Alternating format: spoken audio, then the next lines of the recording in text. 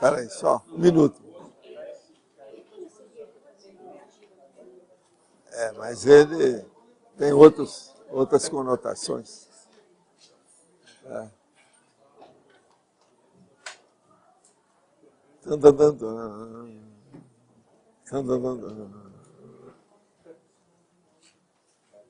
Todo minuto que você espera é 2. 2 minutos. Quando você espera, aumenta lá. Pode bater.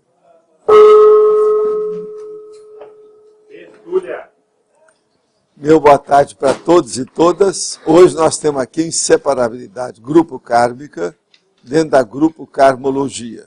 No caso aqui, nós estamos fazendo a união holokármica com esses estudos.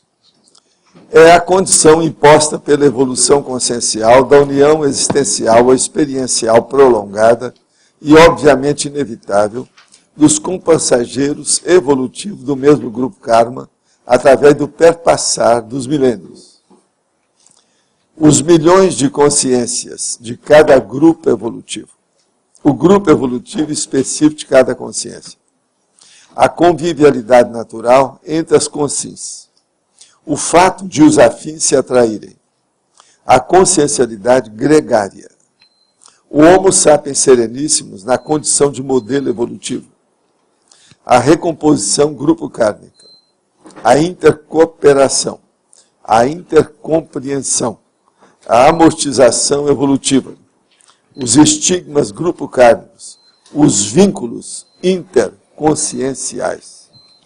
Agora, nós temos uma série de logias e tem aqui uma classificação que nós fizemos na taxologia, na página 98. E nós temos 3 categorias básicas da inseparabilidade grupo kármico. A intimologia, a exteriologia e a transmigraciologia. A inseparabilidade grupo kármico é assunto grave e inafastável para qualquer consciência lúcida, em toda a condição evolutiva, desde o pré-serenão vulgar ao evoluciólogo homem-mulher. A consciência lúcida é muito importante, não é por causa da interpretação dela, não. Mas é importante também em função dos outros que ela assiste, os assistidos. E outra coisa, se ela vai assistir alguém, isso já está dentro da interprisão, porque está dentro do grupo karma dela. Vocês estão entendendo? Então, uma coisa puxa a outra. Há uma mutualidade de reações muito sérias entre as consciências e entre as condições evolutivas. Agora, você já superou os percalços da intimologia e chegou predominantemente aos desafios da exteriologia? Já tem noção teática da transmigraciologia? Quer dizer, as 3 aí que nós estamos perguntando baseado na classificação das 3. É muita coisa que está escrito de cada um aí, ó, dos itens, eu vou só vocês lerem, na página 98. Eu quero dizer que esse verbete tem 3 páginas cheias e ele é super compactado. Ele tem 46 logias e tem 6 máximos.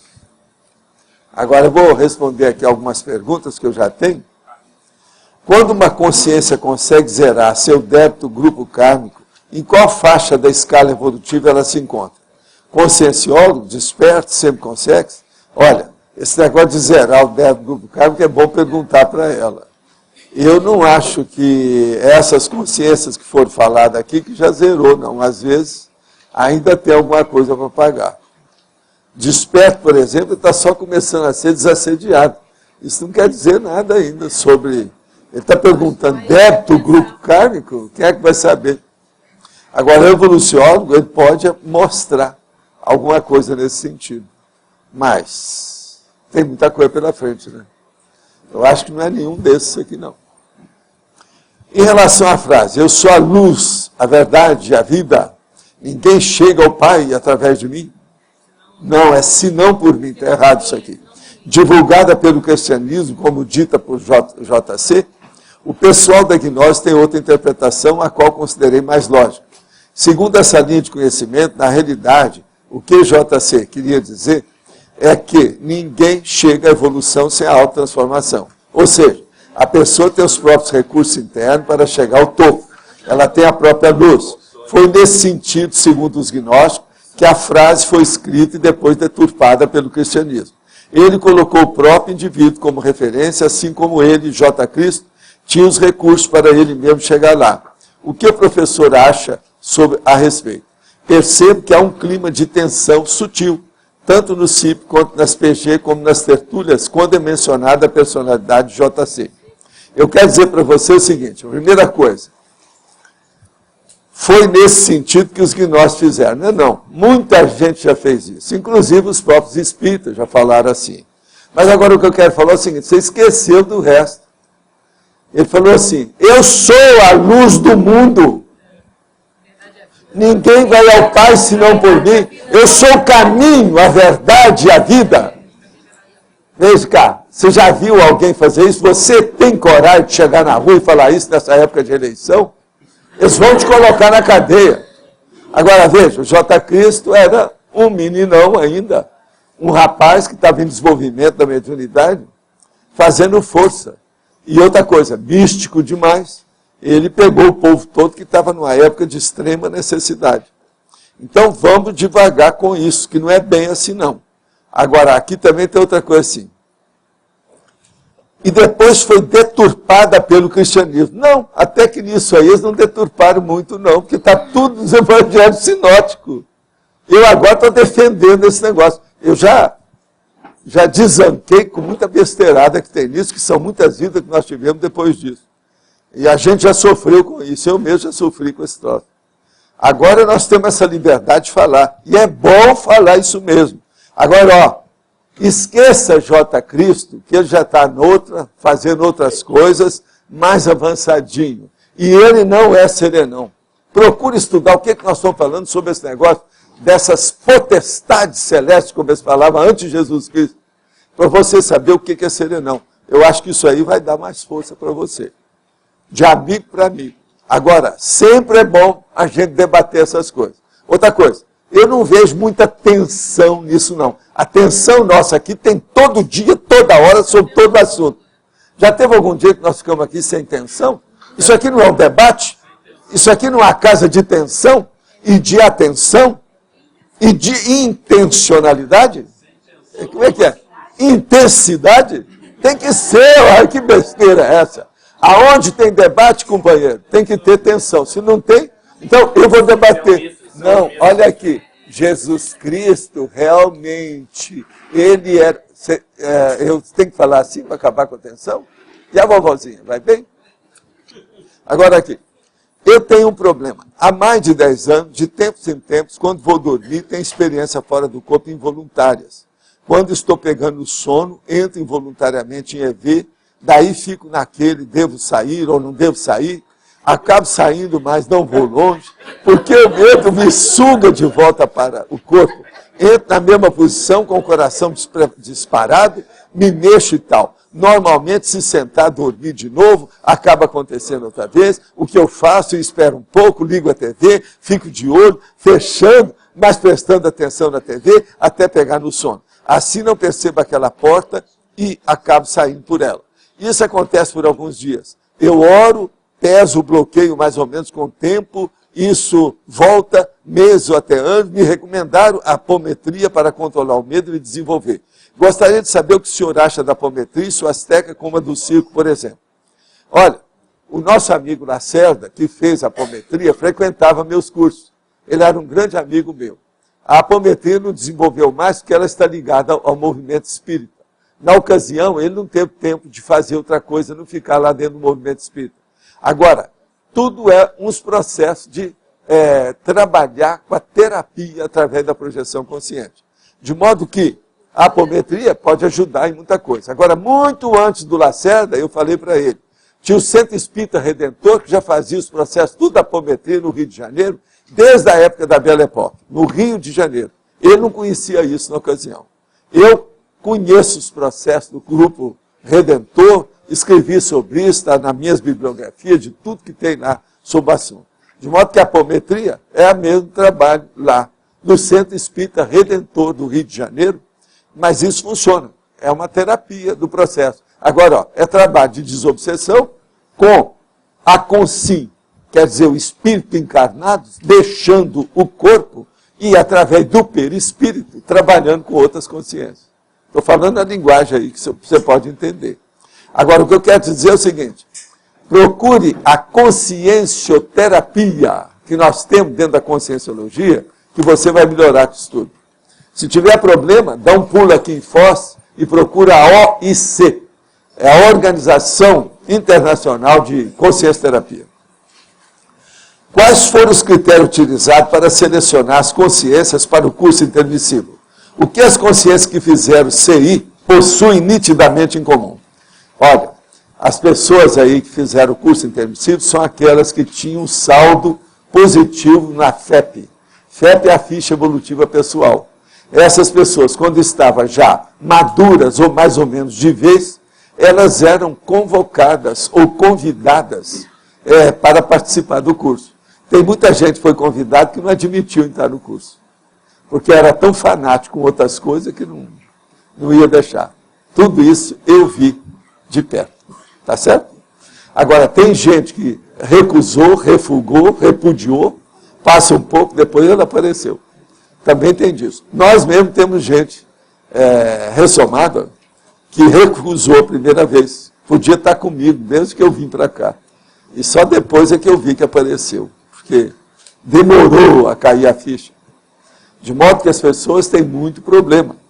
Agora, o que é que elas possuem nitidamente em comum? A vontade de reciclar a evolução. Né? É a cosmoética. A vontade de renovar, de melhorar. Isso é que nós temos em comum. E a responsabilidade também do estudo do processo de evolução. É tanto que aqui, roda a roda, a gente mexe, muda os temas, o negócio bate na evolução de novo. Porque isso é a base do processo nosso, de todo mundo. Todo mundo tem que enfrentar isso. É prioritário. Em relação ao comentário feito na tertúlia sobre o amparador extrafísico, quero colocar que os designers sérios estudam sim as sutilezas tipográficas, principalmente provenientes de escola da Bauhaus e Anas. O problema é que hoje a estética é mais valorizada que a ergonomia e funcionalidade, mas acho complicado generalizar os trafalhos de algumas consciências para toda uma classe profissional. Eu não acho, não. A gente tem que falar, porque é o jeito de fazer o povo acordar, igual você que escreveu para cá. Ó. Isso aí é muito importante falar, porque é muita besteira que tem de desenho, de design por todo lado que nós estamos vendo aí. O povo tem loucura com isso. E outra coisa, é muita coisa que a gente quer ler que você não consegue ler devido ao problema da estética. Lembre-se, olha o tanto de arquitetura besta que tem por aí, que o povo só vê a estética e não tem funcionalidade. Você entra lá dentro, você pega doença porque não tem vento, outra hora tem vento demais, outra hora a temperatura está errada, enfim, é um monte de arquitetura também. Não é só design, não, tem arquitetura também. É verdade ou não é? Nós temos um arquiteto aqui, ó. O problema é esse. Então a gente tem que estar de olho. Primeiro, é fisiologia humana. Para que foi feito a casa? Não é para o homem? Não é para melhorar a qualidade de vida do homem? Se não tem funcionalidade, não há fisiologia. Então como é que fica a fisiologia para o homem? Não tem lógica. A mesma coisa. Está escrevendo para quê? Não é para fazer uma comunicação? Seja de promoção, seja para isso, seja para aquilo, não é comunicação. Agora, se você não consegue ler, se tem coisa em cima, se tem uma cor em cima, se está tapando tudo, como é que fica? Que burrice é essa? Então, veja, é a mesma coisa da arquitetura. Então, ó, em vez de falar só da sua carreira aí, que eu considero, tem muita gente boa, não é assim não. Eu quero falar também dos arquitetos também, tá bom? Você junta você com os arquitetos. Então, são dois. Aí vocês fazem uma frente ampla. Nessa época de eleição, dá mais força. Aproveitando o tema, como você vê o design em termos de assistencialidade? Quando saí da faculdade, me desiludi com a profissão do jeito que é praticada no mercado. Pensei em fazer outra faculdade, mas tinha que começar a trabalhar antes. Até hoje atuo como designer e não consigo avaliar se a profissão atrapalha o meu nível de assistência. Eu quero te dar a dica. Já ouvi isso de muitos colegas seus. Eu não fiz o curso de design, mas eu conheço gente que fez de desenho, disso e daquilo, de promoção, de publicidade, de propaganda. A coisa toda é o seguinte, é duro, é a hora que você tem que fazer o design, por exemplo, para exaltar um cigarro, exaltar uma cachaça, uma pinga. Isso aí é que é duro. Pensa nisso. Nessa hora você está entrando na interprisão grupo kármica, que é o tema de hoje aqui conosco. tem uma ideia também, uma sugestão, tem hoje o que se chama de marketing social. E é muito trabalho de designers nessa área, que trabalha com instituições do terceiro setor, projetos sociais. Seria bom ele trabalhar nisso. De repente ele pode ir por aí. Onde é que é um exemplo, tem uma empresa que tem o site que é www.criançascriativas.com, só que é sem o C cedilha, né? criançascriativas.com. Lá marketing social. Aí é uma boa. Agora, eu acho que o design pode ajudar demais o processo da comunicação e também melhorar o mental soma das pessoas. Mas ele precisa de ser bem condicionado do ponto de vista dessa comunicação. E acabar com esses excessos bobos, infantis, vamos dizer, adolescentes que tem. Porque isso aí é um processo da arte infantil.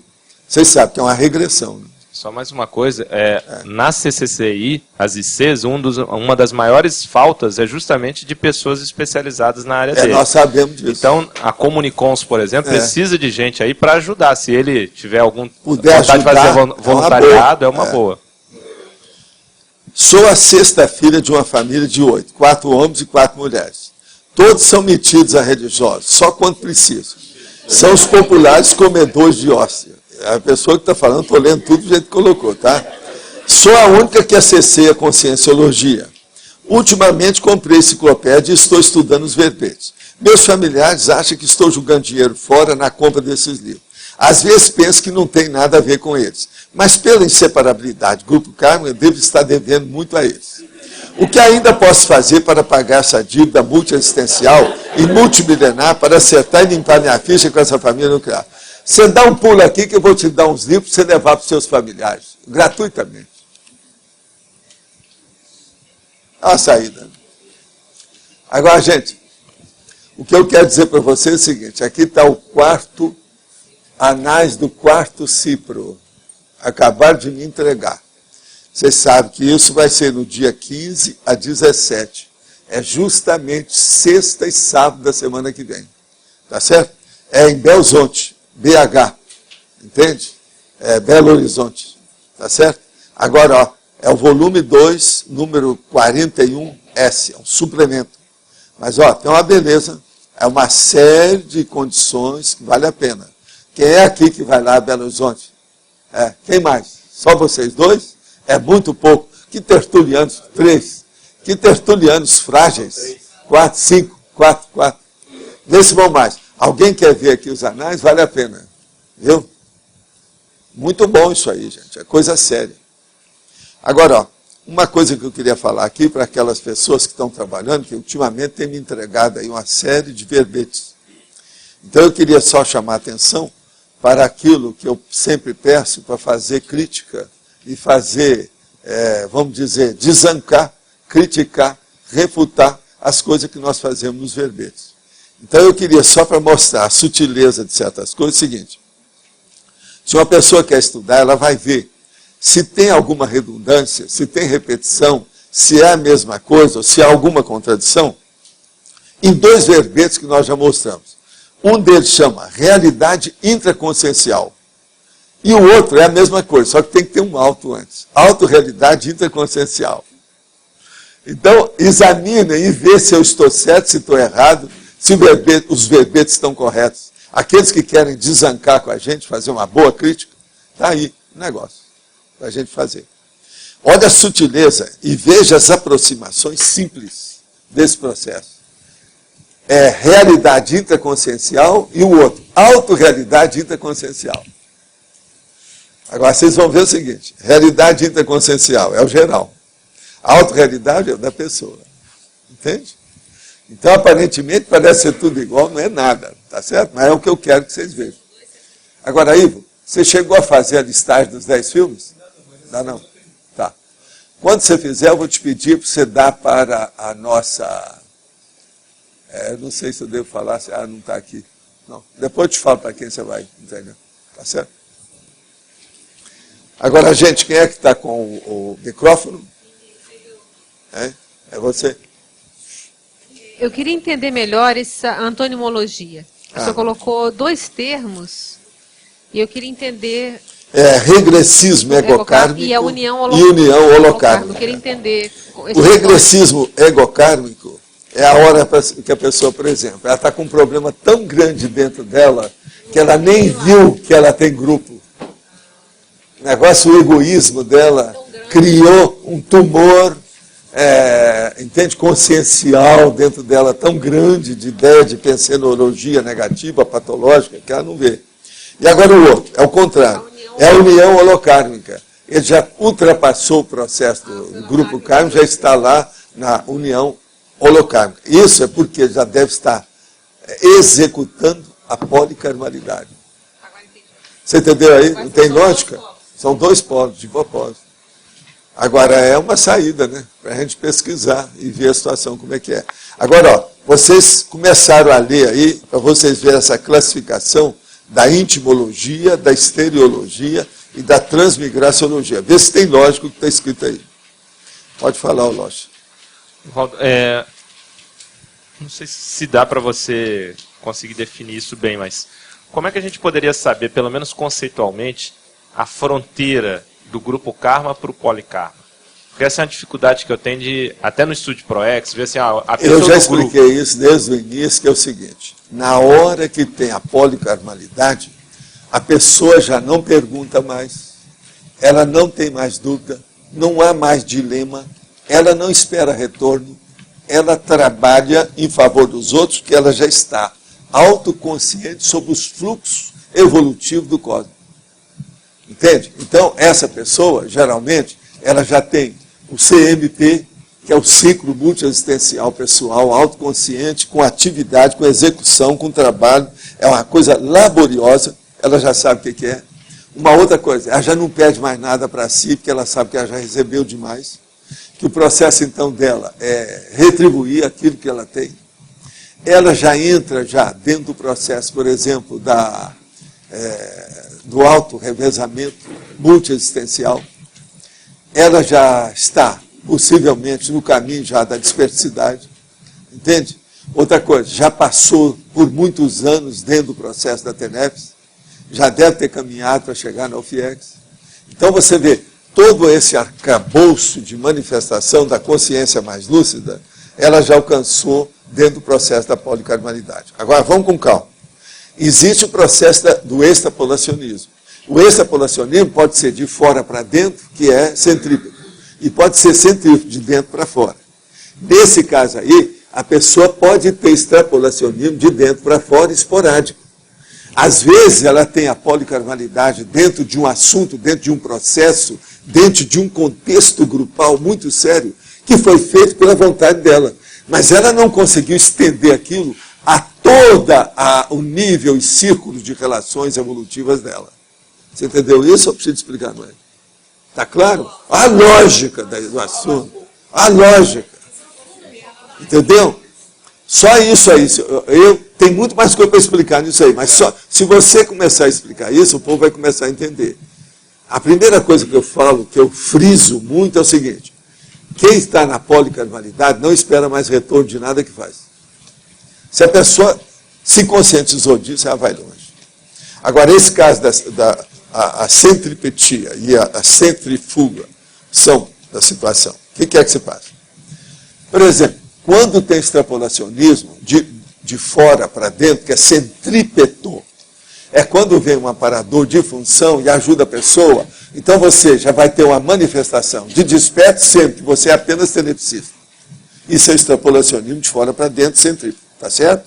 Agora, de dentro para fora, você tem que fazer uma coisa ali, você faz um auto-sacrifício em função daquele povo, e ninguém está sabendo, a iniciativa foi sua, a vontade é sua, a volição é sua, a intenção é sua, o critério é seu.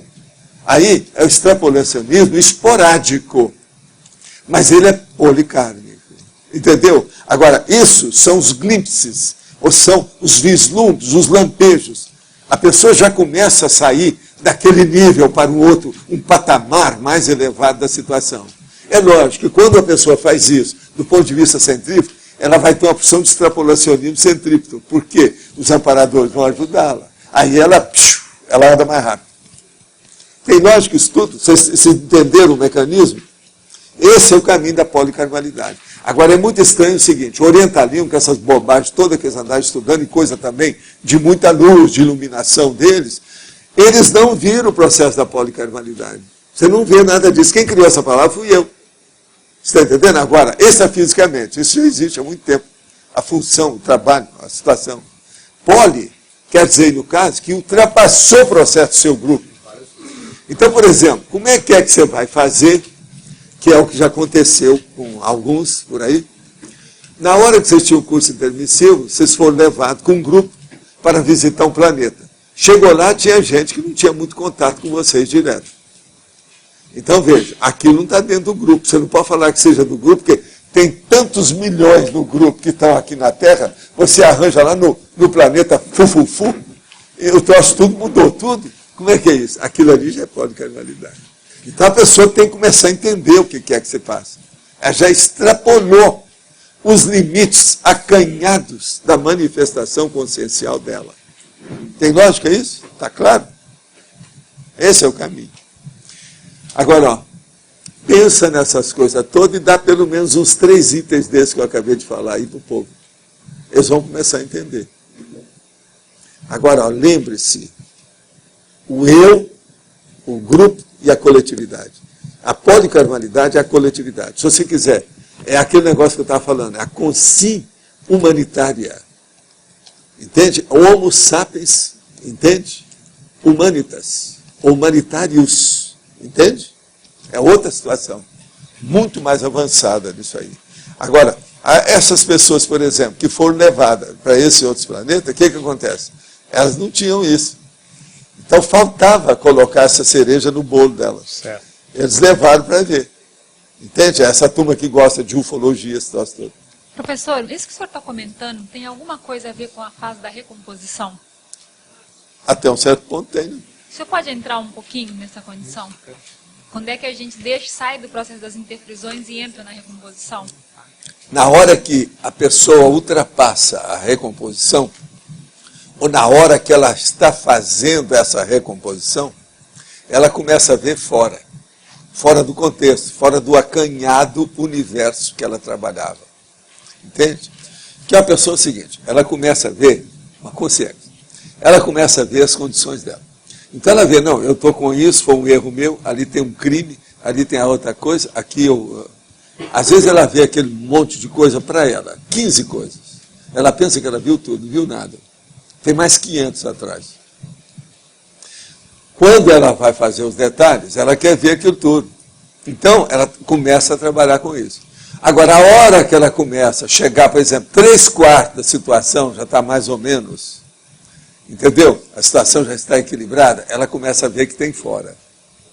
Aí aquilo já extrapolou. Ela já começou, se libertou da situação. Então, a recomposição já está chegando no fim. Agora, nunca dá para chegar no fim sem já começar a mexer fora do contexto. Por quê? Porque a hora que mexe numa consciência, está mexendo em milhões de outras. Domínio, né? Aqui, ó. A repercussão é aquele negócio da propagação. Você sabe como é que é aquele negócio da propagação? Tchau, tchau, tchau, tchau, tchau, tchau, tchau. O negócio é esse. Valdo, eu ia perguntar justamente isso. O que eu queria entender mais é assim, quando você faz um trabalho de assistência, e na hora que ele começa a repercutir justamente fora do grupo. Claro, você deu os indicadores da pessoa até intraconsciencial. Sei, mas ó, esse grupo, quando é no início, é o mesmo grupo. Não sai. Só que tem que, aqui ó, a mosca, o primeiro ciclo, segundo ciclo, terceiro ciclo, quarto ciclo. As pessoas às vezes acham que elas têm crime ou ilicitudes ou marginalidade apenas no primeiro ciclo. E às vezes não é, tem o segundo, tem o terceiro, tem o quarto. Ela vê o grosso, ela não vê o finório, o refinado, o sutil, entendeu? A tenuidade. Sim. Ela não Professor, Então, para ver, desculpa, Loche, para ver essas sutilezas, o que é preciso? É o evoluciólogo que fala, porque com o tempo a pessoa não vê, ela fica tão enrolada no assunto. Agora, ó, já teve gente que eu vi com a questão do transmentor, que a consciência chegou lá e falou assim, afinal de contas, eu já saí ou ainda estou dentro? Ou eu estou na transição? Você entendeu ou não? Não. Ele perguntou, eu já paguei tudo que eu tinha, eu estou na transição ou Eu ainda estou muito enrolado. Essas 3 condições estão aí. Por isso que eu coloquei aqui essas 3 coisas para a pessoa estudar. Olha os detalhes que eu coloquei. Veja, ó, intimologia, a separação mínima, a intrafisicologia, a família nuclear, o casal íntimo, a dupla evolutiva, o matrimônio, a sexologia, a prole, a vida doméstica, o mesmo teto, a prosêmica máxima, a pele, o poro a poro, o chakra a chakra, a vida consanguínea, a árvore genealógica, a genealogia, a parentela, a genética, o matriarcado, o patriarcado, a monarquia. Isso é para começar. Agora veja, quantos universos não tem aqui? Entendeu a nossa complexidade? Isso pode levar vidas e vidas. Por isso que eu falo, a nossa enciclopédia é uma gota d'água no oceano. Eu deixaria pelo menos que fosse meio copo, mas está difícil. É muita coisa que tem pela frente. Vocês estão começando a ver, né, o alcance disso. A cosvisão está começando a aparecer. Você tinha falado... Cosvisão, chefe. A recomposição, eu gostaria que se detalhasse mais. Eu sei o que é, mas o que pega mais na recomposição? A recomposição é quando a coisa começa a engrossar, que a pessoa ainda não tem gabarito para fazer uma reciclagem eficaz. A eficácia dela, o desempenho, a performance, ainda é fraca. Então ela começa, às vezes, ela até reclama. Quando começa a recomposição, não, mas isso está demais, eu não mereço tanto, mereço menos.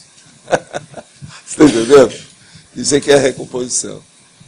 Agora, ali, não se pode mostrar para ela todo o estrago que ela fez.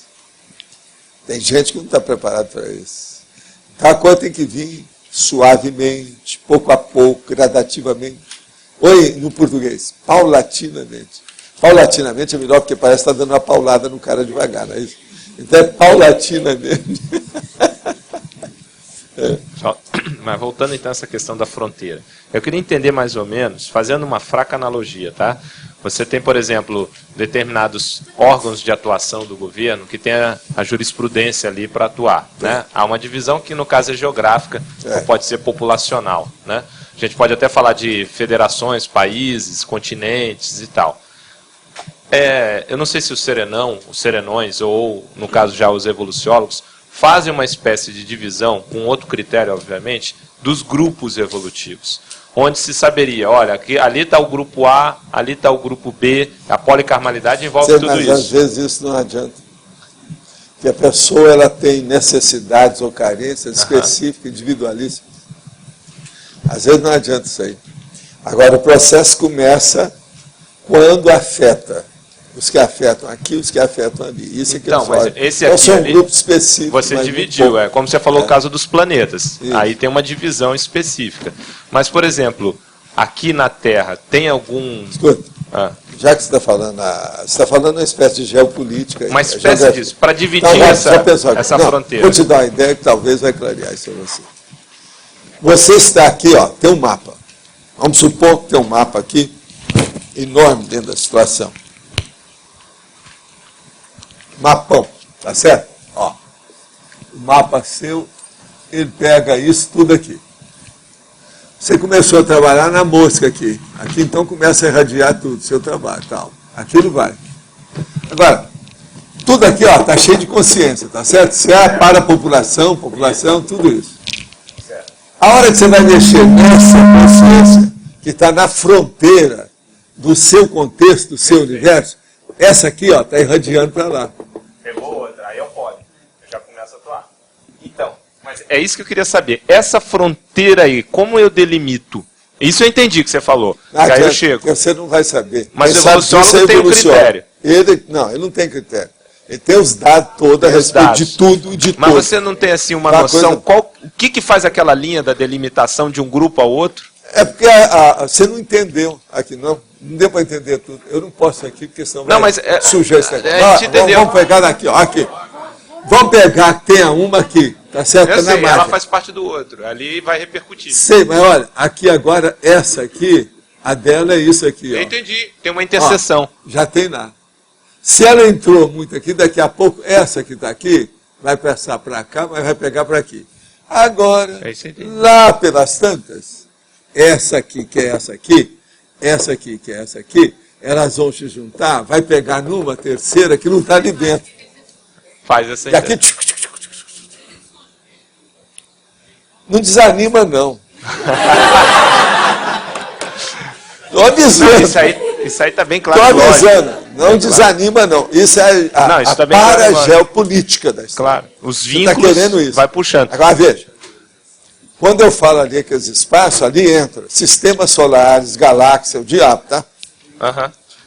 Com sims, com CX. O negócio é muito mais sério que a gente pensa. Então, aí mas entra a era bem essa astronomia ideia. com 80 mil anos de luz para nós aqui, para eles lá não existe isso. Aham. Ô, Walter, mas Entendeu? é bem essa ideia. A minha única questão é, na hora que você, na primeira fotografia que você fez, quando você faz aquele tracejado ali, o que é que delimita aquele tracejado? É a hora que Depois, você como começa. passo, eu entendi. Todos perto da mosca são os maiores credores. Sim, Depois são credores menores. tudo bem. Aí você já, mas ainda estão dentro do seu grupo, né? Agora, chega num ponto que você vai encontrar com os credores menores do outro credor menor. Não, nós somos tudo igual, tudo no mesmo nível. Aí o negócio potencializa, dá o sinergismo. A pessoa caminha mais depressa. Agora, ó, você agora vai colocar todos os conceitos da escala evolutiva aí dentro. Fala isso com o povo. Você vai ver como é que vocês agora vão começar a dar valor para essa escala. Gente que nunca deu valor vai começar a ver o que eu estou falando. Passa a ser maior. Vai ver como é que isso aí é pedagógico, como é que isso é didático e como é que é esclarecedor. Agora eu te pergunto, para chegar nesse nível aqui, com a pessoa com lucidez, quem é ela? Primeira coisa, tem que ser consciência. Não é consciência. Mas semi-consegue, você começa a ver, né? Por aí. Você está começando a entender? Uhum. Agora, por exemplo, a hora que o teleguiado, ele se engajou, ele se matriculou, fez a admissão dele lá dentro do trabalho, você está entendendo? Ele, o teleguiado, quem é que está junto com ele? O evoluciólogo. Não, não é só. E os colegas também do processo. Aí ele vai ver, você teve isso, eu também tive. É mais ou menos na mesma época. Então, Aí começa. Então vamos agora trabalhar junto. pensa. Daqui não sei quanto tempo, dezenas de anos, séculos, ou milênio, os nazistas todos vão se encontrar assim, aqueles que ainda ficaram na Terra, aqueles que não foram embora. E aí vão ter que fazer assistência. E vão trabalhar Estou te junto. dando um exemplo a respeito dos nazistas. Uhum. Agora, a mesma coisa. Esses homens bombas, mulheres bombas, a gestante bomba. Raciocínio.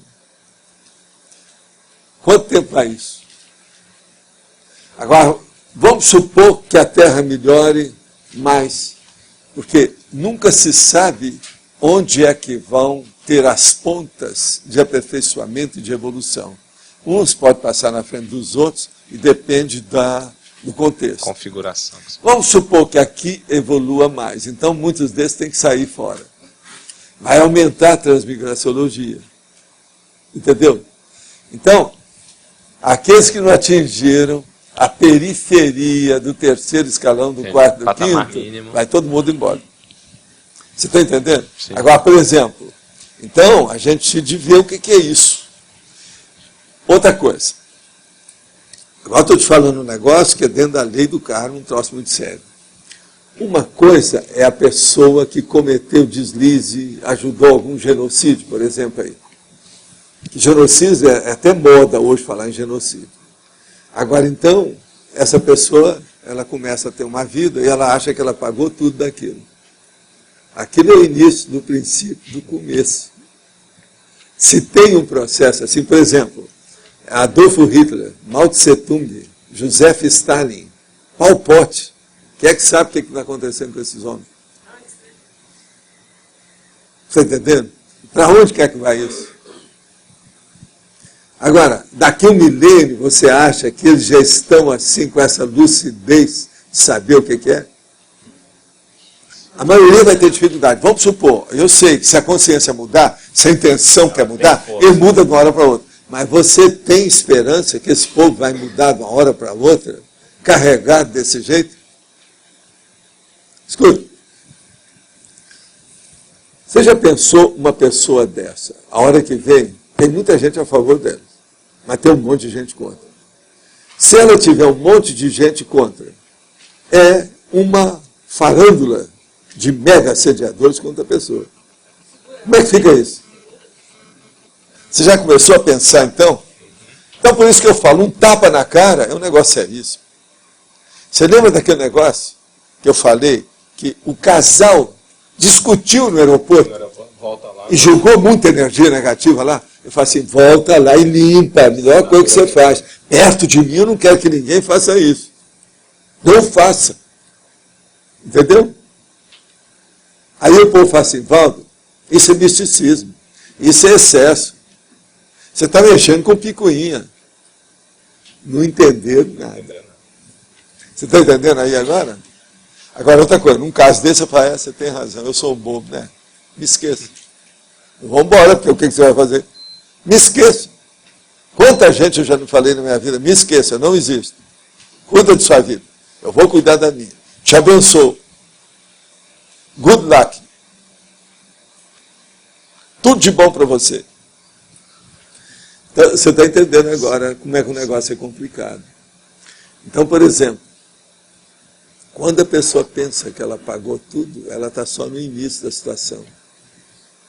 Agora, a pior da história é que às vezes ela faz isso e ela faz um reverter de novo. Ela entra na jactância. Aí escorrega de novo. Agora, eu já vi isso muito com o processo político. Nesses meus negócios todos eu estava estudando, era isso. O transventor me ajudou muito para ver essas coisas. Por isso que eu falo, meu maior amigo, que me levava a tiracolo para ver certas coisas. Entende? Do jeito que a monja me levou a tiracolo também. Mas como seria no processo político? Dá mais ou menos como é que seria o processo político envolve mais gente, tem sempre as ordens que foram dadas. Sabe aquele negócio da ordem? Não, eu só cumpri ordens. Agora, aquilo vai batendo, batendo, batendo, até chegar no mastermind. Mastermind é o autor intelectual do processo, que é o líder básico. Esse que é o bravo. Pensa no mastermind. Por exemplo, fizeram aí um assalto a banco. Tinha 5 pessoas. Teve um cara que calculou tudo. Ele é o mastermind. É o autor intelectual de tudo. Mataram uma pessoa. A culpa, em primeiro lugar, é dele. Mesmo que ele nem estivesse Não presente. interessa. Então, agora, pensa isso no genocídio.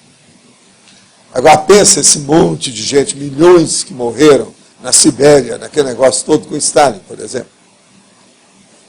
Pensa. Agora, outra coisa. A maioria desses caras ficaram perturbados no fim da vida. O Hitler já estava totalmente doido muito antes do fim da vida. Mas o Stalin estava doido. Eu estou agora lendo um livro que o cara está falando esse negócio todo, que ele estudou tudo, as pessoas de idade. Devido a ele da neurociência, ele estudou esses casos para servir de cobaia, dar exemplo. Então todo mundo perdeu alguma coisa e teve alguma demência senil. Uma boa parte desse povo todo. Que é aquilo que você fala da energia gravitante. Todo mundo sabe, por exemplo, o Churchill teve isso, esse negócio todo. A energia gravitante que você fala, né? Começa... O negócio é difícil. Agora, por exemplo, se essa demência foi suave e um pouco tempo no finzinho, isso é normal, qualquer um de nós pode passar por isso. Agora, o problema é a hora que o negócio é carregado. Entendeu? E tem gente que, às vezes, vai com lucidez por muito tempo. O Stroessner, por exemplo, ele morreu com mais de 80 anos, aqui no Brasil, acho que ele estava em Brasília, né? E ele matou muita gente aí com o negócio do Paraguai. Eu estive lá e eu via o negócio dele na época do Mário. Pinochet também, né? Pois é. Mas o Stroessner, esse eu vi de perto, né? Eu posso falar. Eu lembro da ditadura dele. Todo mundo, eu e o Chico lá, com 2 caras com metralhadora nas costas da gente, todo lado que a gente ia. Você falou que quando a pessoa pensa que já pagou tudo, ela está só no começo. Às vezes. Isso. Mas quando é que ela sabe, quais são os indicadores quando ela... A hora que ela começa a aliviar e as coisas vêm a favor dela. Já não tem tanto tropeço, já não tem tanta dificuldade. Tudo está... abriu o caminho. Ela começa a ver isso. Professor. Agora, tem gente que não pode saber a realidade, não. Por quê? A pessoa desanima. Desamo. E vai desanimar fazer o quê? Não tem jeito de destruir a si mesmo? É a maior frustração que tem é isso. Então, o senhor problema isso aí. Só falta. Sim. Queria que o senhor explicasse mais a síndrome do autismo e a relação com a inseparabilidade grupocármica. Já falou? Eu falei alguma coisa. Você quer explicar para ele? Pega aí. Não, ele falou foi do regressismo egocêntrico, né? Que é justamente quando a pessoa fecha tão em si que ela não vê o grupo, ela nem vê o grupo, ela está tão presa nela mesma. Eu acho que isso serve para a síndrome do autismo, né? Agora, o autismo, quase sempre, a consciência recebeu um trompaço. Ela recebeu um chega para lá, um esbregue muito forte, que aquilo deu algum abalo nela. Então, aquele abalo faz com que haja relutância, a hesitação. É aí que leva o processo do autismo. Se for examinar, que só o processo é esse. Tem? Senhor... Hein? A hora que ela fez uma coisa e piorou. Por exemplo, eu já encontrei com a consciência que aconteceu um caso desse. O cara suicidou. Então ele estava crente, estava feliz da vida, porque ele suicidou só ele, mas feliz da vida que eu estou falando, quer dizer, com todas as frustrações e a loucura que ele estava sentindo. A hora que ele vê que quando ele suicidou, ele matou outra pessoa. Pensa nisso. É o caso que pula na janela e bate em cima, igual aquele lá da Praia do Júnior, lá de Copacabana, no posto 2. Entendeu? Ele me contou isso.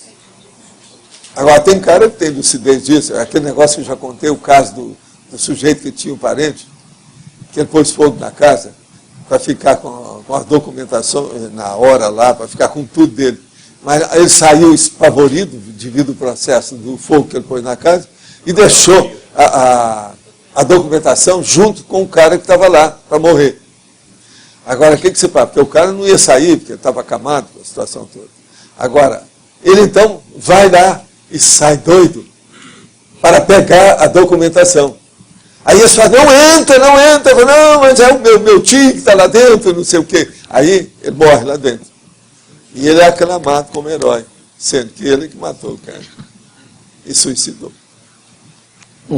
Certo? Então agora pensa aí o drama dessa. Esse aqui, eu conversei com ele. Esse aí a gente teve comigo muito tempo. Nós tivemos altos entreveros, tratativas e tete a tete. E qual que o senhor acha que é a melhor abordagem para ajudar esse tipo de consciência? Ajudar é dar um jeito de ver o que é o que a pessoa goste fora dela. O que é que atrai. O chamariz, o chamarisco, alguma coisa que a envolva como interesse. Ver o interesse dela, como é que é a situação. Para que ela possa colocar interesse em alguma coisa. E depois, quando ela crescer um pouco mais, que quase sempre isso aí dá quando a pessoa ainda está desenvolvendo a cabeça, cérebro, essa coisa. Quando ela desenvolver um pouco mais, ela dá um jeito de passar para ela o que é fazer assistência. Ela começar a fazer assistência aos outros. Um autista que começa a fazer assistência aos outros, ele melhora mais rápido. E eu vi muita gente, antes de falar esse negócio de autismo, não existia essa palavra. Quando eu comecei a fazer assistência das coisas, movimento espírita, tinha nada disso. Isso é coisa mais recente. Agora, quando tinha essas pessoas assim, que tinha doença da cisma, como eles chamavam, vários nomes que eles davam, quando a pessoa começava a assistir, os outros melhoravam. Mas aí você tem que ver o que ela gosta. O que ela gosta? Ela gosta de que tipo de pessoa, ou que tipo de bicho, que tipo de filhote. Então, a hora que ela começa a ajudar isso aí, acabou. Eu lembro de uma pessoa que era uma senhora, muito magra, e com processo sério. Lembro que a roupa era sempre a mesma, aquele negócio todo. Aqueles vestidos compridos, sabe? Abaixo do joelho, aquela coisa. Liso. Às vezes era até daquelas roupas que era feita em tiara da fazenda. Então, essa senhora, a gente viu que ela gostava de cachorro. Então era um tal da gente arranjar cachorro para ela cuidar. Com isso ela começou a desenvolver. Para defender os cachorros, ela era obrigada a falar as coisas, ela saía de todo o drama interno dela para pensar na questão do cachorro. Com isso ela tinha contato com todo mundo. Essa senhora melhorou muito. Agora veja, ela já era assim, internalizada desde menininha. vamos dizer, teenagers, né? Puberdade. Mas melhorou muito depois. Professor, aqui na patologia, na terceira linha, a consciencialidade gregária. Sim. Qual que é a relação com a inseparabilidade grupo kármica? A consciencialidade gregária são aquelas pessoas que elas são muito, vamos dizer, específicas e pontuais dentro do processo de afeto que ela tem. Então ela considera só algumas pessoas. Na própria família, ela descarta alguns, fica só aqueles que ela tem. Ela não tem consciência gregária. Entendeu? Ela tem que ampliar aquilo. A conviviologia. Ela fica só dentro ainda do âmbito não, familiar. Super egoísmo. Ela tem aquelas pessoas que são apenas extensão do egoísmo dela. Entendeu? Porque muita coisa que é descendente seu é a extensão do seu egoísmo. Se você defender só aquele povo, você está apenas defendendo você e a Janete. Não saiu da Janete nunca. Você está envolvida dentro de um ciclo vicioso da Janete. Agora, o ciclo começa a ficar harmonioso e, vamos dizer, de predicado, virtuoso, na hora que a pessoa sai de si e ela vai ajudar alguém que ela não tem nenhuma reciprocidade, que não tem retorno daquilo que ela faz.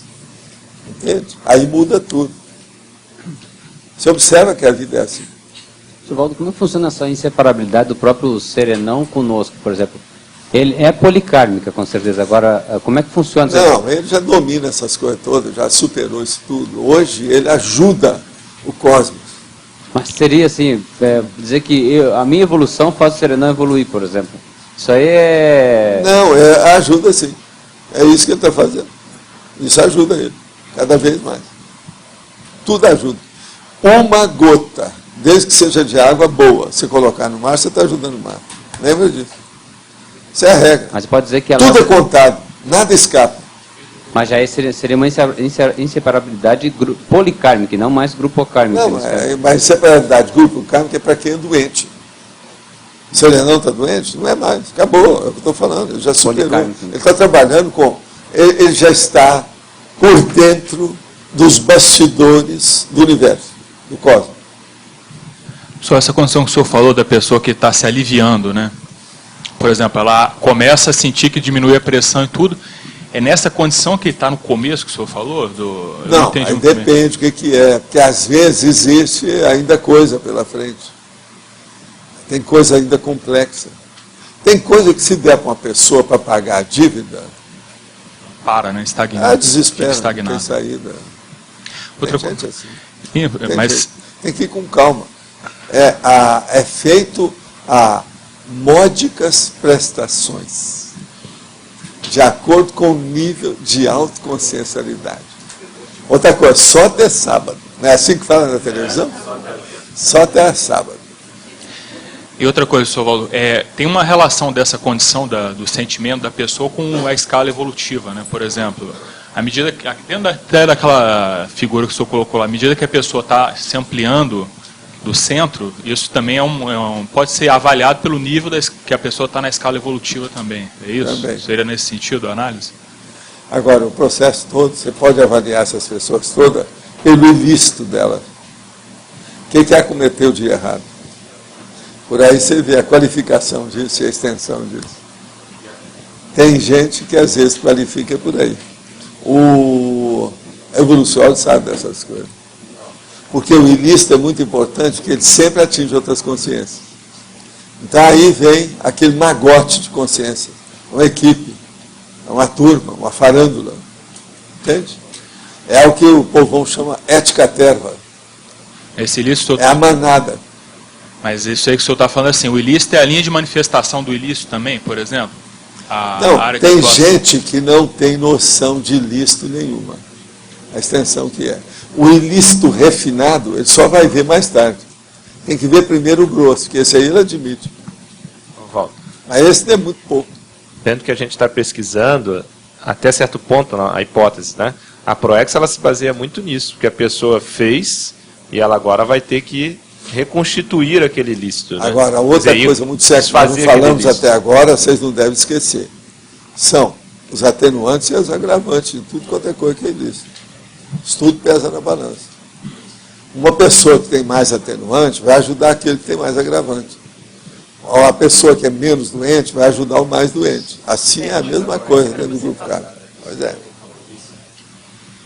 Professor, queria voltar um pouco aqui na pergunta da Janete, né? Ontem eu fui dormir um pouco pensando nisso, né? Como que você pode ajudar a pessoa que ela só pensa na extensão do ego dela, e ela fica tentando controlar a vida de todos esses componentes, né? Como é que você... Se você está preso a ela, você deve dar exemplo para ela o máximo. Se você não está preso, você deixa ela para tomar conta do destino dela. É uma coisa ou outra. Se vai ficar perto, dê exemplo para ela. Aí é o princípio do exemplarismo pessoal. É o PEP, PEP. Então, no caso de você não estar perto fisicamente, como é que fica? Isso é porque você já deixou, querendo ou não. Entendeu? A geografia já cortou o processo. Se permitiu acontecer, se a própria vida permitiu a você se separar, é porque o seu processo já está começando a limpar, não tem mais nada. Agora, qual que é o limite entre essa distância e a falta de convivialidade? Né? Você saiu em paz ou saiu brigado? Essa é a primeira pergunta que tem. Todo mundo que saiu brigado não fez nada, piorou a situação em vez de ajudar. Quem é que saiu brigado? Quem é que saiu brigado? Não é exceção, não. Fala lá, Roberto.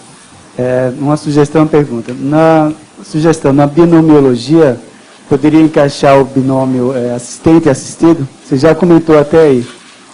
Pode, né? Caberia. É tão óbvio nisso, né, que a gente não deixou. Mas, Rosa, atende o Roberto aí, por favor. E a relação, eu queria ver a relação com a paragenética, que você comenta aqui na interdisciplinologia. Assim, essa relação, que vínculos a marca na paragenética, o peso disso na constituição paragenética, né, ao longo da evolução. A paragenética, ela, vamos dizer, registra tudo isso. Tira as consequências e o efeito disso. Ela registra tudo. A paragenética é isso.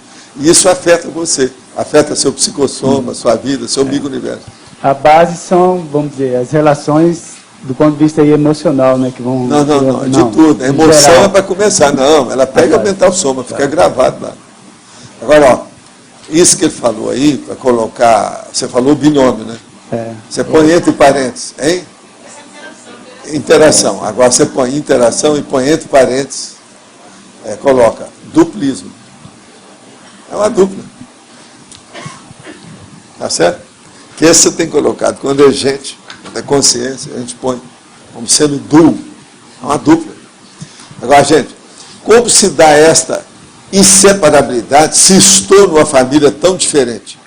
Minhas irmãs me têm como, no mínimo, estranho. Desde pequeno, nunca cheguei a gostar de brinquedos. Eu não vou ler o que é que está falando aqui, que está um cacófato. Desde pequeno, nunca cheguei a gostar de brinquedos. Sempre pedia livros, principalmente de astronomia. Gosto de plantas, animais, conhecer pessoas e culturas diferentes. Como posso fazer parte de uma família que não me entende? Poderia falar a respeito? Tem alguma responsabilidade com ele? Esse está danado, não está? Companheiro, você está ruim, hein? Primeira coisa, você está melhor do que a sua turma, você tinha que estar trabalhando. Agora, do jeito que você está falando aqui, a gente nota um certo laivo danado da vida. Trata bem sua família, tudo diamante, brilhante, prata, é o máximo. Pensa nisso. Agora veja, você está com a síndrome do estrangeiro com a sua família. Tem isso tudo, nós já explicamos. Síndrome do estrangeiro, observa bem como é que é isso. Você se sente como se fosse um peixe fora d'água. Se sente como se fosse um corpo estranho dentro do mecanismo da família. Mas veja, é para isso que você veio, é para ajudar. O que você está fazendo? Vamos fazer força. Qualquer coisa a gente dá uma de mãozinha. Traz aí o povo que a gente conversa com eles. Em sindomologia, a síndrome do canguru. Poderia comentar algo a respeito dentro do contexto da inseparabilidade do grupo K? Essa eu passo para você, Olócio, explica tudo aí. A síndrome do canguru é um termo utilizado para aquela pessoa, por exemplo, já aquele jovem de 40 anos, 30 e poucos anos, 40 anos, que não sai da casa dos pais. Então a pessoa, em vez de ir cuidar da própria vida, se sustentar, ela vai estendendo isso. É uma moratória aí não muito bem adequada, né? Ela fica. E existe também a síndrome da porta giratória, que é aquela pessoa que saiu de casa e aí resolve voltar para a casa dos pais, né? Também. Isso é para começar, viu? Que sindromologia é um mundo enorme da situação. Agora, veja, eu acho que não é o seu caso. Já tive uma retrocognição com iniciação no Antigo Egito. Sei que conheço o senhor desde aquela época. Pergunto, existe alguma relação entre o senhor e a Nefertiti e com o faraó Akhenaton? Ou não há relação nenhuma? Não, não há. O meu povo que eu conhecia é tudo baixinho, pequenininho. Esse povo aqui que ficou na história. Os que eu tive não foi, não. Agora, a única coisa que eu posso te falar é o seguinte. As iniciações que nós tínhamos eram muito antigas e uma pessoa que estava lá comigo é Euripo Barçanufo, esse que morou em Sacramento, etc. Tal. Esse aí foi meu colega lá. E ele sabia disso. Eu encontrei com ele fora do corpo para a gente conversar sobre isso. Fui convidado para casamento de 2 ex-colegas da escola. Se eu for no casamento deles, vou estar de algum modo contribuindo para a interprisão entre eles? Outra pergunta. Minha namorada quer ir numa festa basicamente para experimentar LSD que um amigo dela arrumou. Me coloquei contra isso, mas ainda não cheguei a bater pé e dizer que se ela for para isso, eu fico em casa. Bater pé seria exagero? Não quero sair com ela para ela se drogar. Olha aqui. Vamos ver a situação. Primeiro, o seu casamento não tem nada a ver com isso. Casamento é um ato social, você vai fazer o social.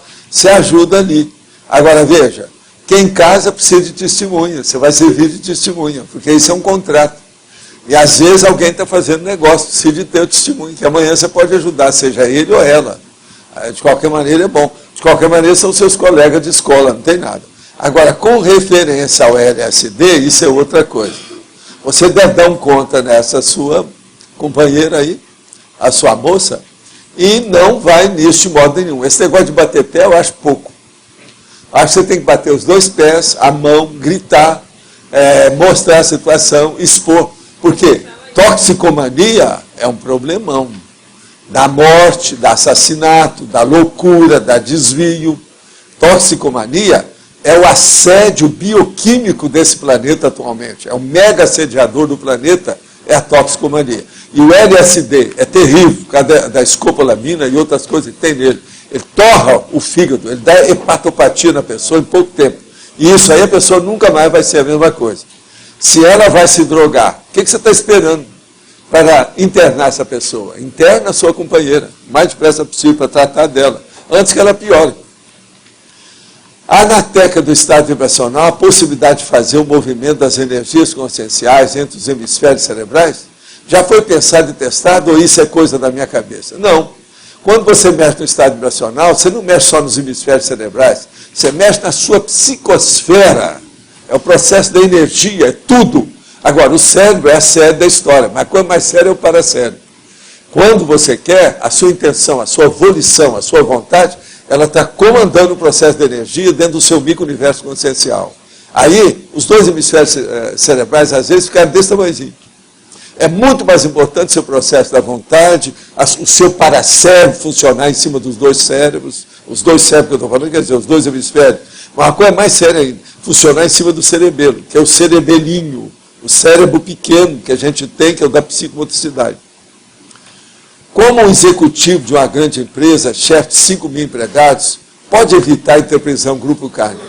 Existe amparador para essa função, uma vez que esse executivo assiste tantas consciências? Sim. Essas coisas tudo existem. Cada pessoa que tem a função com muita gente tem um amparador de função, se ele permitir ter. Porque uma boa parte do governador, presidente, etc., às vezes, ele não permite que aquele, vamos dizer, o amparador extrafísico de função que mora lá no palácio praticamente, que vai o presidente, depois vem o outro e ele tenta ajudar, conforme o presidente ele ajuda, conforme o presidente ele não ajuda, porque eles não permitem. Ele tapa a comunicação, ele não quer. Então o problema todo é da pessoa querer. Se ela quer, vai ter assistência. Agora, processo de admitir e ter contato com muita gente. É preciso que a gente trabalhe. Eu mesmo já trabalhei dentro de uma instituição que era para diminuir. Tinha 1.845 empregados e tinha que passar para 900, mais ou menos 850 a 900 empregados. Tudo foi feito sem briga de ninguém. E todo mundo foi alocado em lugares adequados. Todo mundo saiu bem da história, não houve reclamação de nada. Agora, o problema não é fácil. Você, com um contingente desse, 1.800 pessoas, você passar para 900? Entende? Sem briga. Agora, olha, eu participei disso, junto com outras pessoas, e isso foi feito. Mas todo mundo foi colocado em outros lugares. Se arranjou emprego, acertou a vida da pessoa, deu trabalho de prestação de serviço para um monte de gente, tudo foi encaminhado, a vida toda. Então, tudo isso eu acho que é possível, porque eu já vi isso, já participei disso. Essas coisas podem ocorrer, sim. Pode falar. Eu vado na página 98, no Intimologia. Eu queria entender a relação da monarquia, que é o último item, com intimologia. Eu que te pergunto. O que você acha? Eu não entendi. A monarquia te pega em alguma coisa? Ainda? Não. Não? Não. Então você já está livre disso. Agora, olha a estereologia. Vê se pega alguma coisa. Lê aí o resto, viu? Lê direitinho. Mas eu leio todo e não estou entendendo. Não tem nada que te pega? Nossa. O exterior pega, porque eu estou nessa. Mas que relação tem? Eu estou nessa com você. Mas, Vado, que relação tem a monarquia com o íntimo, com a intimologia? O que você foi na monarquia? Eu posso dar um... Você foi o quê? Um baronato lá? Você foi a baronesa? Pois é. O que tu achas? O que você fez? Foi na época do feudalismo? O que a gente era lá? Mas você está querendo então dizer que essa passadologia forma parte do íntimo da pessoa hoje? Ainda é, né? Isso. Ainda era. Está devendo? O que você acha? Não dá para descartar. Então você está... Por exemplo, não é indulto nem amortização. Às vezes tem uma pequena anistia, depende de quem mexe. Mas o indulto mesmo, de modo geral, é muito difícil de ter, porque não é todo mundo que vai abrir mão, né, dos débitos. Mas você está colocando a monarquia no mesmo nível, por exemplo, que o casal íntimo, que a dupla evolutiva? Lógico, é tudo, é a família. É a intimologia. Vem cá, o rei que está lá dentro, uma baronesa que esteja dentro da monarquia, a intimidade dela não é da baronesa? Não entendi.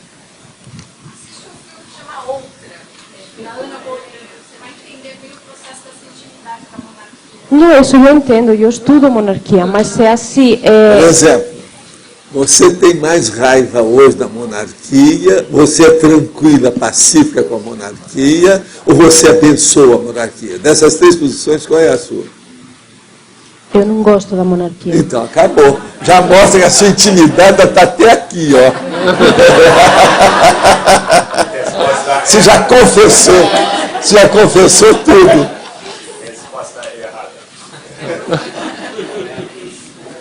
Valdo. Eu, por exemplo, eu não aprecio a monarquia, mas eu já tive contato mesmo nessa vida, já procurei ajudar, exaltei o processo para a pessoa melhorar, as coisas se acalmar dentro daquilo que a gente pôde mexer. E outra coisa, é nível alto. Um dos negócios que eu estava mexendo é uma série de condes e condessas. Aqueles de Palma de Mallorca que você falou? Não, sim. Não é bom falar isso não, porque não estão vindo online. Ainda tem gente viva e tem os descendentes, tudo aí. E é muita condessa, muita... Entende? Deixa para lá. Condes, condessas e etc. Mais de uma vida, mais de um país. Mas do mesmo jeito que você colocou monarquia aqui, você poderia ter colocado muitas outras condições. A monarquia é básica, porque ela mexe com nós todos aqui. Aí eu que eu devia ter posto usar. aí feudalismo, com letra grande. Então, aí eu ia entender melhor. Seria pior. Mas é mais a raiz. Não seria mais? Não, a monarquia que é mais. Mas... A monarquia é mais séria, ainda existe até hoje. O feudalismo eles estão falando que já acabou, em parte. Mas não acabou nada. Mas agora, a monarquia não, ela é viva. Ela precisa de ser falada. Tem gente que, nesse instante, está criando débito kármico, grupo kármico com a monarquia. Nesse instante. Como? Um exemplo, Valdo. Fazendo besteira, né? Não acha? Na Inglaterra, na Espanha. Juan Carlos. Nesse instante. Tá, mas então você ressaltou esse item de monarquia porque então essa monarquia ainda é faz muito parte do íntimo daqui da muita gente. gente, de multidões. O negócio é sério. Pode falar lá, nós somos a outra monarquia agora, já do Nordeste. É exatamente esse item, né, que me chamou a atenção, até porque nós estávamos pesquisando algumas coisas lá. E o interessante é que o formato do estado do Rio Grande do Norte é um elefante. Sim. E você colocou aqui o matriarcado, e a gente estava estudando as características do elefante, da elefanta. Mas o que é interessante é que nós fizemos um levantamento agora, e é o estado que tem mais castelos construídos. O Rio Grande do Norte. E a questão do matriarcado, da monarquia, do processo da família é uma condição assim, a hora forma, que vai né? uma serenona para lá, mostra que a área é poluída. Exatamente. Escuta, o australino está na Argentina. Onde ele foi? Para Córdoba. É o lugar Também mais bravo que tem lá. Isso. A pergunta do ponto de é... vista de raiz, Rio Grande do Norte, o que é que tem tanto vento? Deve ser para limpar. É verdade. Outra coisa, o povo tudo vivo, mental soma, então... aguçado. Tudo tem sua razão de ser. Exato. A questão é, dentro da inseparabilidade A primeira do vez que eu grupo fui lá, eu falei kármico, assim, olha, aqui tem muita gente mental soma. O que vocês andaram fazendo com esse mental soma nas vidas anteriores? lá. Vamos agora trabalhar mais com isso, tem muita coisa. E às vezes a gente perguntava, cadê esse mental soma? Eu falei lá naquela sala lá daquele conservatório, não tinha um negócio do conservatório? Foi a primeira que eu dei lá, aparece em cima do palco, aquele monte de gente. Na escola de música da universidade. Conservatório de música. Exatamente. Todo a questão é assim, de música. o que fazer, ou como fazer para reverter esse quadro dentro do Holopensina e do Intercamp, né? E cada um dentro dessa, fazendo parte dessa parageopolítica, dentro dessa... A primeira coisa, vamos torcer agora para essa eleição, acabar com aquela hegemonia das duas famílias que dominam o Estado. Todos os estados do Nordeste têm essa mesma característica. Não, mas lá é bem claro. Mais grave. O negócio é ressaltado. É assim? É assim. Duas famílias. Isso. Agora, veja, isso é política rastaquera, né? Do interior, superada, né? Já era. Vamos ver se melhora isso. Tem uma nova eleição agora, vamos ver o que dá. Vamos torcer. E jogar bastante energia.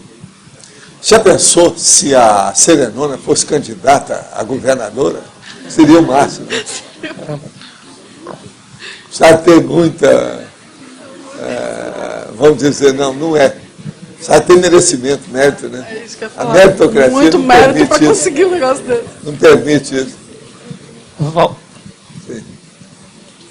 Valdo, você já colocou que o espartano ele teve vidas ligadas à questão do belicismo. Foi. Tá? Como é que ele fez para se separar dentro da questão, no caso dele, se é que tem alguma informação, né? Ele foi trabalhar com tudo, e ele não tinha tanta culpa dentro da história. Entendendo? Por isso que ele se livrou mais depressa. Mas ele está trabalhando até hoje. E tem muita gente por aí que é isso. Se você vê muito espartano junto de uma pessoa, abre o olho. Aquela pessoa usava faca ou fuzil, ou lança. Né? Quase sempre tem alguma coisa. Né? Alguma coisa tinha. Ariete, aquela de tocar na porta. Tocar na porta. Tem também o arcabouço, que é aquele negócio de julgar. Catapulta. Se te falar isso devagar, senão você fala besteira. Então, Valdo, só voltando ao caso do Rio Grande do Norte, só podia explicar essa questão do matriarcado com o processo das cortesãs, lá no povo do Nordeste? Como é que é isso? Qual que é a relação extrafísica que existe dentro desses processos? Lá é complicadinha a situação, né? Tem um processo dos marinheiros, da escravidão, tem uma porção de coisa ali. Outra coisa, ali uma ponta, né? Um cotovelo, né? Da América Latina, da América do Sul e do Brasil, né? É o cotovelo que saiu da África. Tá lá. Lá é direto, né, professor Valdo? Essa conexão lá do Rio Grande do Norte, e Nordeste em geral, mas é bem o processo da África mesmo, né? Se a gente começar a buscar todas as raízes da África, a gente vai entender mais. Tem gente que acha que não é cotovelo, é um ombro. Se é o cara que fala, não é cotovelo, é um ombro, é mais forte. Enfim, eles são do norte, eles não são do sul. Entende? Valdo, aqui na página 98, em culturologia, você coloca a cultura da inteligência evolutiva. Você pode detalhar mais como que é essa cultura? Nós falamos aqui sobre inteligência evolutiva essa semana, não foi? Você não estava aí, né, Rafa? O caso todo é o seguinte, a inteligência evolutiva é essa que nós estamos começando a criar. A cultura é essa nossa aqui. É você saber o mecanismo da evolução. Quais são os ingredientes que formam o arcabouço, você está entendendo? De toda a estrutura para uma consciência evoluir. Então, o que você está fazendo, o que você vai fazer, de onde você veio, quais são os princípios que orientam e que fazem pressão em cima de você, você é subordinado ao que e a quem, de que modo que é. Isso tudo nós, dentro da Conscienciologia hoje, explicamos uma certa lógica muito séria para a pessoa ponderar. Então essa cultura ela é promovida justamente através de debate, Não, através do estudo, da pesquisa, para a pessoa ver a si mesma e ver as outras. Por exemplo, você admite a Serex? Você admite que você tem uma programação existencial? Você admite a inversão existencial? Você admite, por exemplo, o processo evolutivo que é melhor se levar para o mental soma e não para o psicossoma? Você admite que é melhor a gente deixar a arte dar uma bela banana para a arte, principalmente você, durante tanto século, e você cuidar hoje de um processo mais técnico? Não é tão fácil, mas admito. Hein? Não é tão simples, mas admito. Está vendo? Você admite que quando você chegou, você era contra tudo e todos. E com o passar do tempo, você melhorou demais.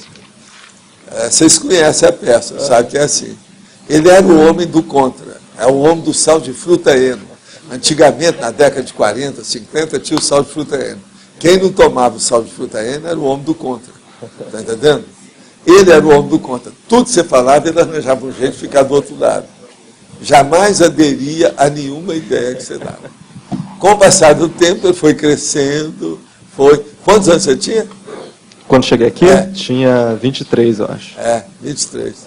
Agora, veja, hoje você tem quantos? 28. Pois é. Em 5 anos, o homem melhorou totalmente. É outra pessoa, o nível, a situação toda. Hoje você já tem uma visão de conjunto muito maior do que essa. Agora, então, vamos pensar por aí. Você estudou a inteligência evolutiva por causa do seu curso intermissivo. Uma das coisas que a pessoa mais estuda é a evolução. Por isso que nós aqui, o que eu falei aqui antes, hoje mesmo, que a gente roda, leva para outros assuntos, daí a pouco está o processo da evolução. Pessoal, grupal, policármica, tudo em torno da gente. Então, a minha questão é assim, como que a gente pode reforçar essa cultura da inteligência evolutiva? Então, hoje com as tertúlias... A tertúlia é básica para isso. Ok. Mas talvez quem fala mais em evolução consciencial no mundo seja esse curso de longo curso que nós temos. Eu não lembro de mais nada igual. Sobre evolução não tem nada. E quais outras estratégias, Valdo, você acha que a gente pode desenvolver ou reforçar além da tertúlia, para que a gente mantenha essa cultura sempre presente? É você presente? ver uma parte histórica, por exemplo, a historiografia das religiões, a historiografia dos livros célebres, das grandes obras também. Então, lá, Ulisses, a Eneida, não, se você nunca leu, lê essas coisas. Agora, olha também a história das religiões. Pega lá, daqueles nossos amigos que tem lá na holoteca, qualquer coisa a Nara te dá indicação aí, você dá um receituário para ele, da historiografia, para você ver o problema da evolução. Agora, seria bom estudar alguns da antiguidade. Por exemplo, algumas tinturas do processo do helenismo, da Grécia Antiga, algumas tinturas sobre os fenícios. Eu sei que você andou estudando isso aí, nas coisas que você andou estudando no curso secundário, mas aquilo que estuda é muito superficial. Agora você vai estudar com outros olhos, com outros interesses. Você vai ter muito mais inteligência de deduzir aquilo que você lê sobre o processo da historiografia. Agora, vale a pena ver isso. Então, você vê a evolução de determinados tipos de nações, de povos, de culturas, principalmente dentro do processo político, o processo filosófico, o processo até artístico, literário, e o problema também religioso, você vai ter uma noção maior disso, se você está querendo ver. Agora, você vai rodar, depois você vai bater tudo nas nossas coisas, você vai dar valor para nós. Quanto mais você lê lá, mais valor você vai dar para a gente aqui. Entende? É uma beleza isso. Sempre nos ajuda. Quem estudar mais, está sempre a nosso favor. Quem estudar menos é capaz de dar o conta na gente, toda hora. Hein? Aqui, ó, projeciologia, cultura parapsíquica e autopesquisa científica. Está aqui os detalhes, é o da Malo. A experiência é a mãe de todas as certezas, Leonardo da Vinci, seu amigo, né? Seu colega pintor, né? Tá certo? Está aqui, ó, mostra ali para ele. É bom. Agora, o problema é que a inteligência evolutiva, eu até chamo de IE, de propósito. Nesses 1000 verbetes, eu devo estar falando pelo menos uns 150 vezes sobre inteligência evolutiva. Eu não sei quanto. Precisa de ver depois lá pelo Find. Mas é mais de 100 vezes. Porque é muito sério o processo da inteligência evolutiva. Agora, se depois você pegar isso, o dia que tiver com download, pega no Find, você vai ver tudo que a inteligência evolutiva bate com as outras coisas. É muita coisa que tem. E é dentro da área da evoluciologia. Também existe uma especialidade que é autoevoluciologia. Entende? Isso também é sério.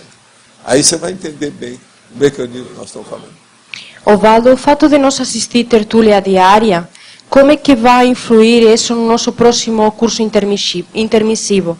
Ele já vai ter... Não, vocês vão começar a pensar mais no processo evolutivo, porque vocês, a maioria aqui, talvez a gente possa afirmar, talvez, provavelmente, é bem possível, que é a primeira vez que vocês estão pensionizando tanto sobre evolução, como é nessa vida.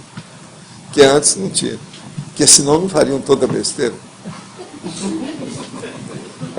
Mas essa assistência diária... Lógico, né, gente? Vocês acham que eu estou abusando, estou excessivo? Se for, João, você me puxa a orelha aí. Fala, ô Dulce, ô Cristóvão, você que é calado, você tem mais direito, me puxa a orelha. Mas o que é? Volta.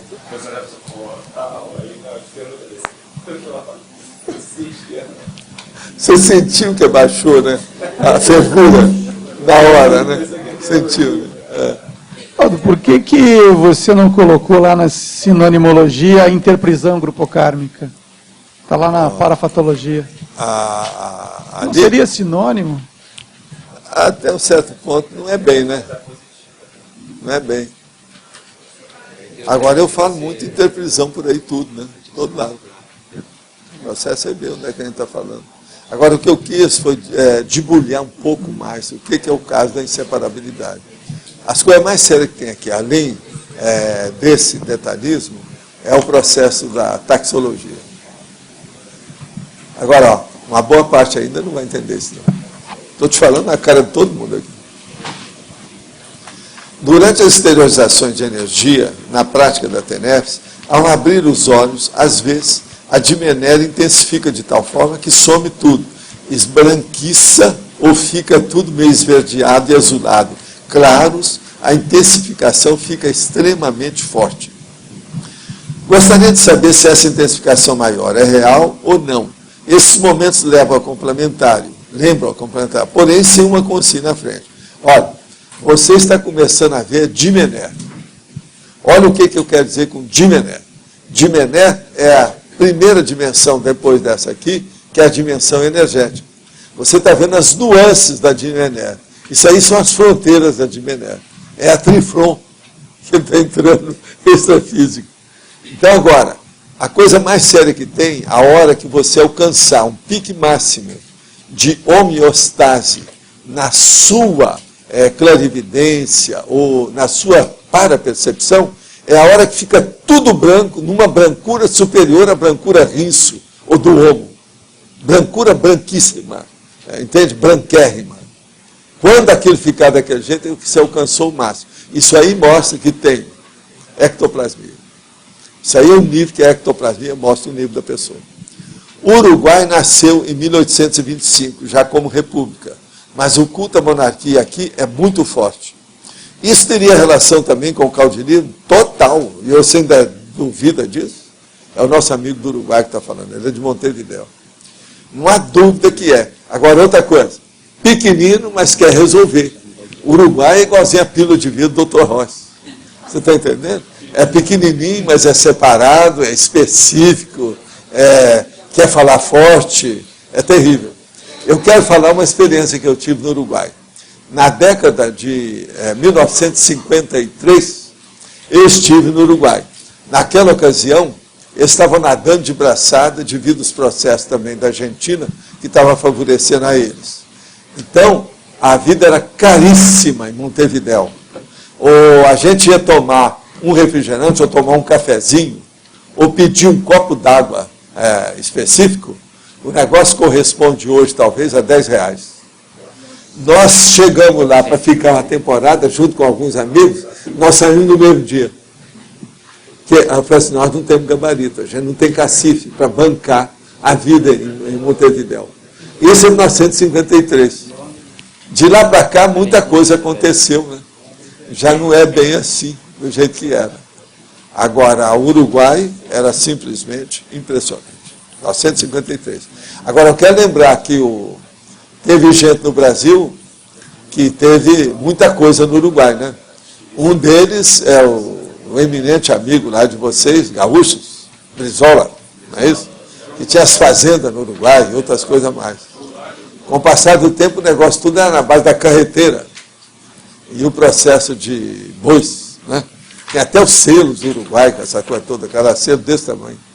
Agora, nunca pude esquecer isso lá, na questão do Uruguai. Agora, veja, o que é isso? É feudo ou não é? Feudo que eles mesmos ainda mantêm, a situação é precária. Poderia explicar em polinomiologia o casal parapsíquico? Vamos ler tudo aqui para a gente ver direitinho o que nós estamos falando, porque polinômio tem sempre 4 itens. O polinômio pré-casal, casal incompleto, casal íntimo e casal parapsíquico. Casal parapsíquico, por exemplo, vamos entender, aquela pessoa que ficou, ela ficou viúva e o cara morreu. E ele continua ajudando a ela com a situação toda. E ela não se casou mais. É um casal parapsíquico ou não é? O que vocês acham? Agora, vamos supor que ela dessoma. Aí os dois, um está o outro. As duas consciências juntas. É um casal parapsíquico ou não é? É isso que nós queremos falar. É a ligação que tem entre duas consciências, independente da situação, e mexendo com o processo parapsíquico. Professor, essa questão das tertúlias diárias, ela vai levando você a um nível de reflexão bastante intenso, porque você basicamente convive com a questão da análise multidimensional, multiexistencial, mesmo que você não vivencie ainda na íntegra, esse processo, a lógica lhe leva a procurar introspectar em cima desse assunto, né? Então, seria um momento de preparação para alguma questão que virá, né, de certa forma? É a execução da sua proex, a realização da sua obra-prima. O que mais? É você alcançar, além da TENEPS ou FIEX, além do OFIEX, a dispersidade, além da dispersidade, a semiconsexualidade, além da semiconsexualidade, o teleguiamento autocrítico. Mais alguma coisa? Mais alguma coisa? Blá, blá, blá, blá, blá, blá, blá, blá, blá. Eu continuo, paro por aqui. Porque a lógica, você começa a cada vez mais a entrar nessa lógica multidimensional. A lógica evolutiva, aquilo que eu estava falando aí com o Rafa. Lógica evolutiva, da evoluciologia.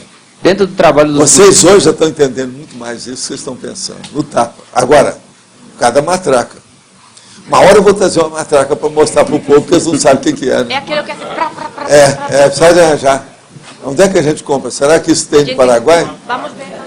Paraguai, mas uma daquelas que dá uma rodada e já dá 75 decibéis.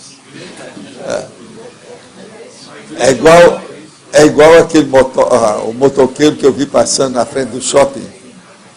Lá repercutiu na rua assim, eu falei assim, isso da cadeia. Mas o cara, numa pressa danada, não tinha muito carro.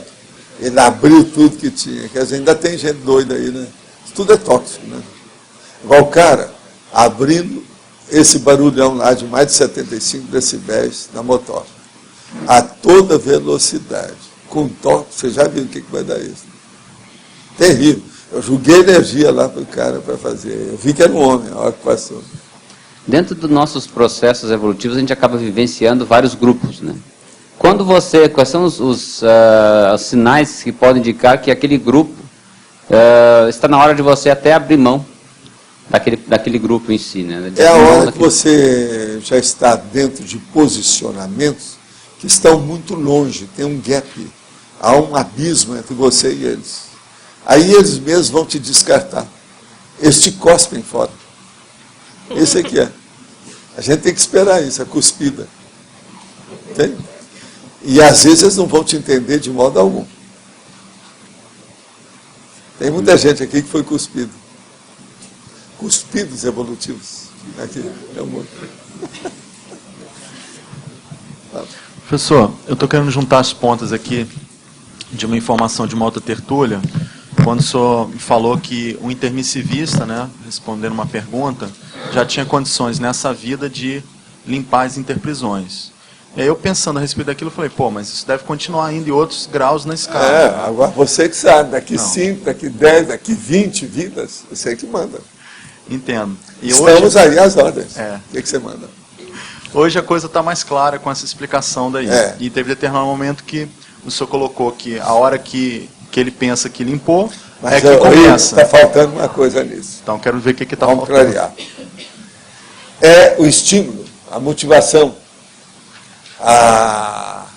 o bem-estar íntimo que você vai sentir daqui para frente. Você esqueceu disso, isso é o mais importante. É nessa hora que vem esse bem-estar, você já abençoa tudo. Você já quer dar beijo em popô de criança, no universo, no cosmos. Tudo muda. Isso aí é que é a coisa mais importante.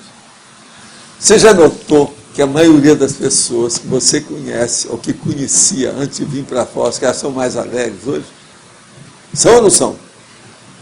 De primeiro, logo de cara, pelo contrário, ela fica mais ensimesmada. Mas depois ela começa. Olha lá, um cara que hoje é muito mais alegre, lá atrás, olha lá, o Valente lá. Ele era muito sério. Seríssimo. E cheio de problema. Superou tudo. Você está entendendo? Por exemplo, o próprio João Aurélio. Hoje ele é muito mais alegre. Ô, Kátia, você acha que hoje ele não é mais alegre? Então, ó, tem uma confirmação de testemunha ocular. Entende? Agora, assim, ó, tem uma série de pessoas aí. Por exemplo, aquele cara que está lá, ó, quando ele chegou uma vez, eu falei para ele, ó, acerta essa franja na sua cabeça. Você lembra? Hoje ele é muito mais dado, aberto, da situação. Está lá, vive rindo, olha lá, os dentes dele estão sempre mostrando. Nunca na vida aqui em Foz o povo precisou tanto, o dentista nunca trabalharam tanto para colocar todo mundo, porque está todo mundo... Você está entendendo? Isso é um negócio muito sério, é um trabalho de dentista.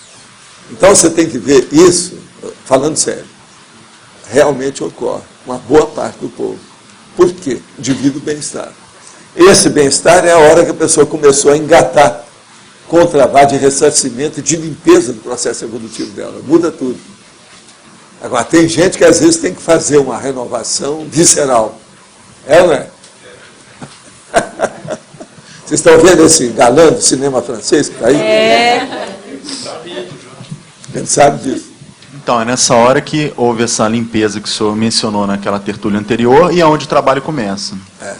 Que foi o que foi falado hoje. Você está entendendo agora? Eu juntei esse ponto.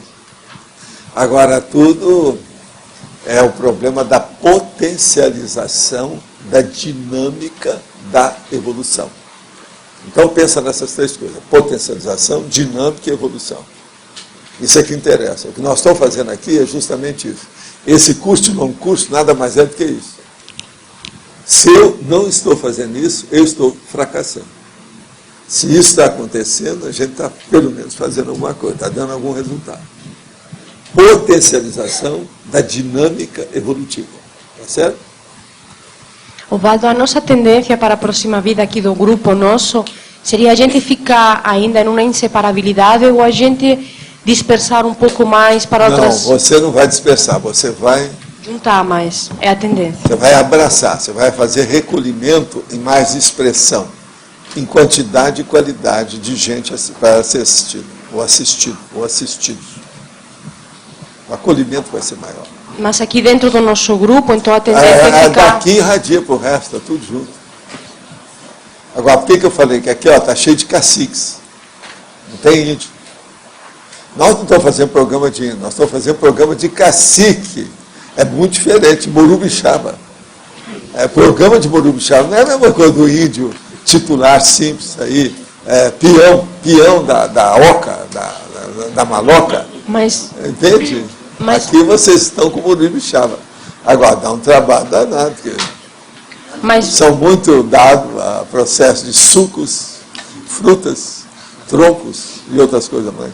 Mas, Valdo, dentro dessa inseparabilidade, não necessariamente todo mundo vai a fazer a vida no mesmo local, no mesmo país, não tem nada a ver com isso. Até um certo ponto tem, lá no fundo tem, aquilo irradia. Por exemplo, o Wagner mais a Nancy estão lá na IAC, estão trabalhando em diversos países. Todo dia estão aqui, de vez em quando estão aqui. Eles agora, a Nancy vai estar lá em Belo Horizonte, não é isso?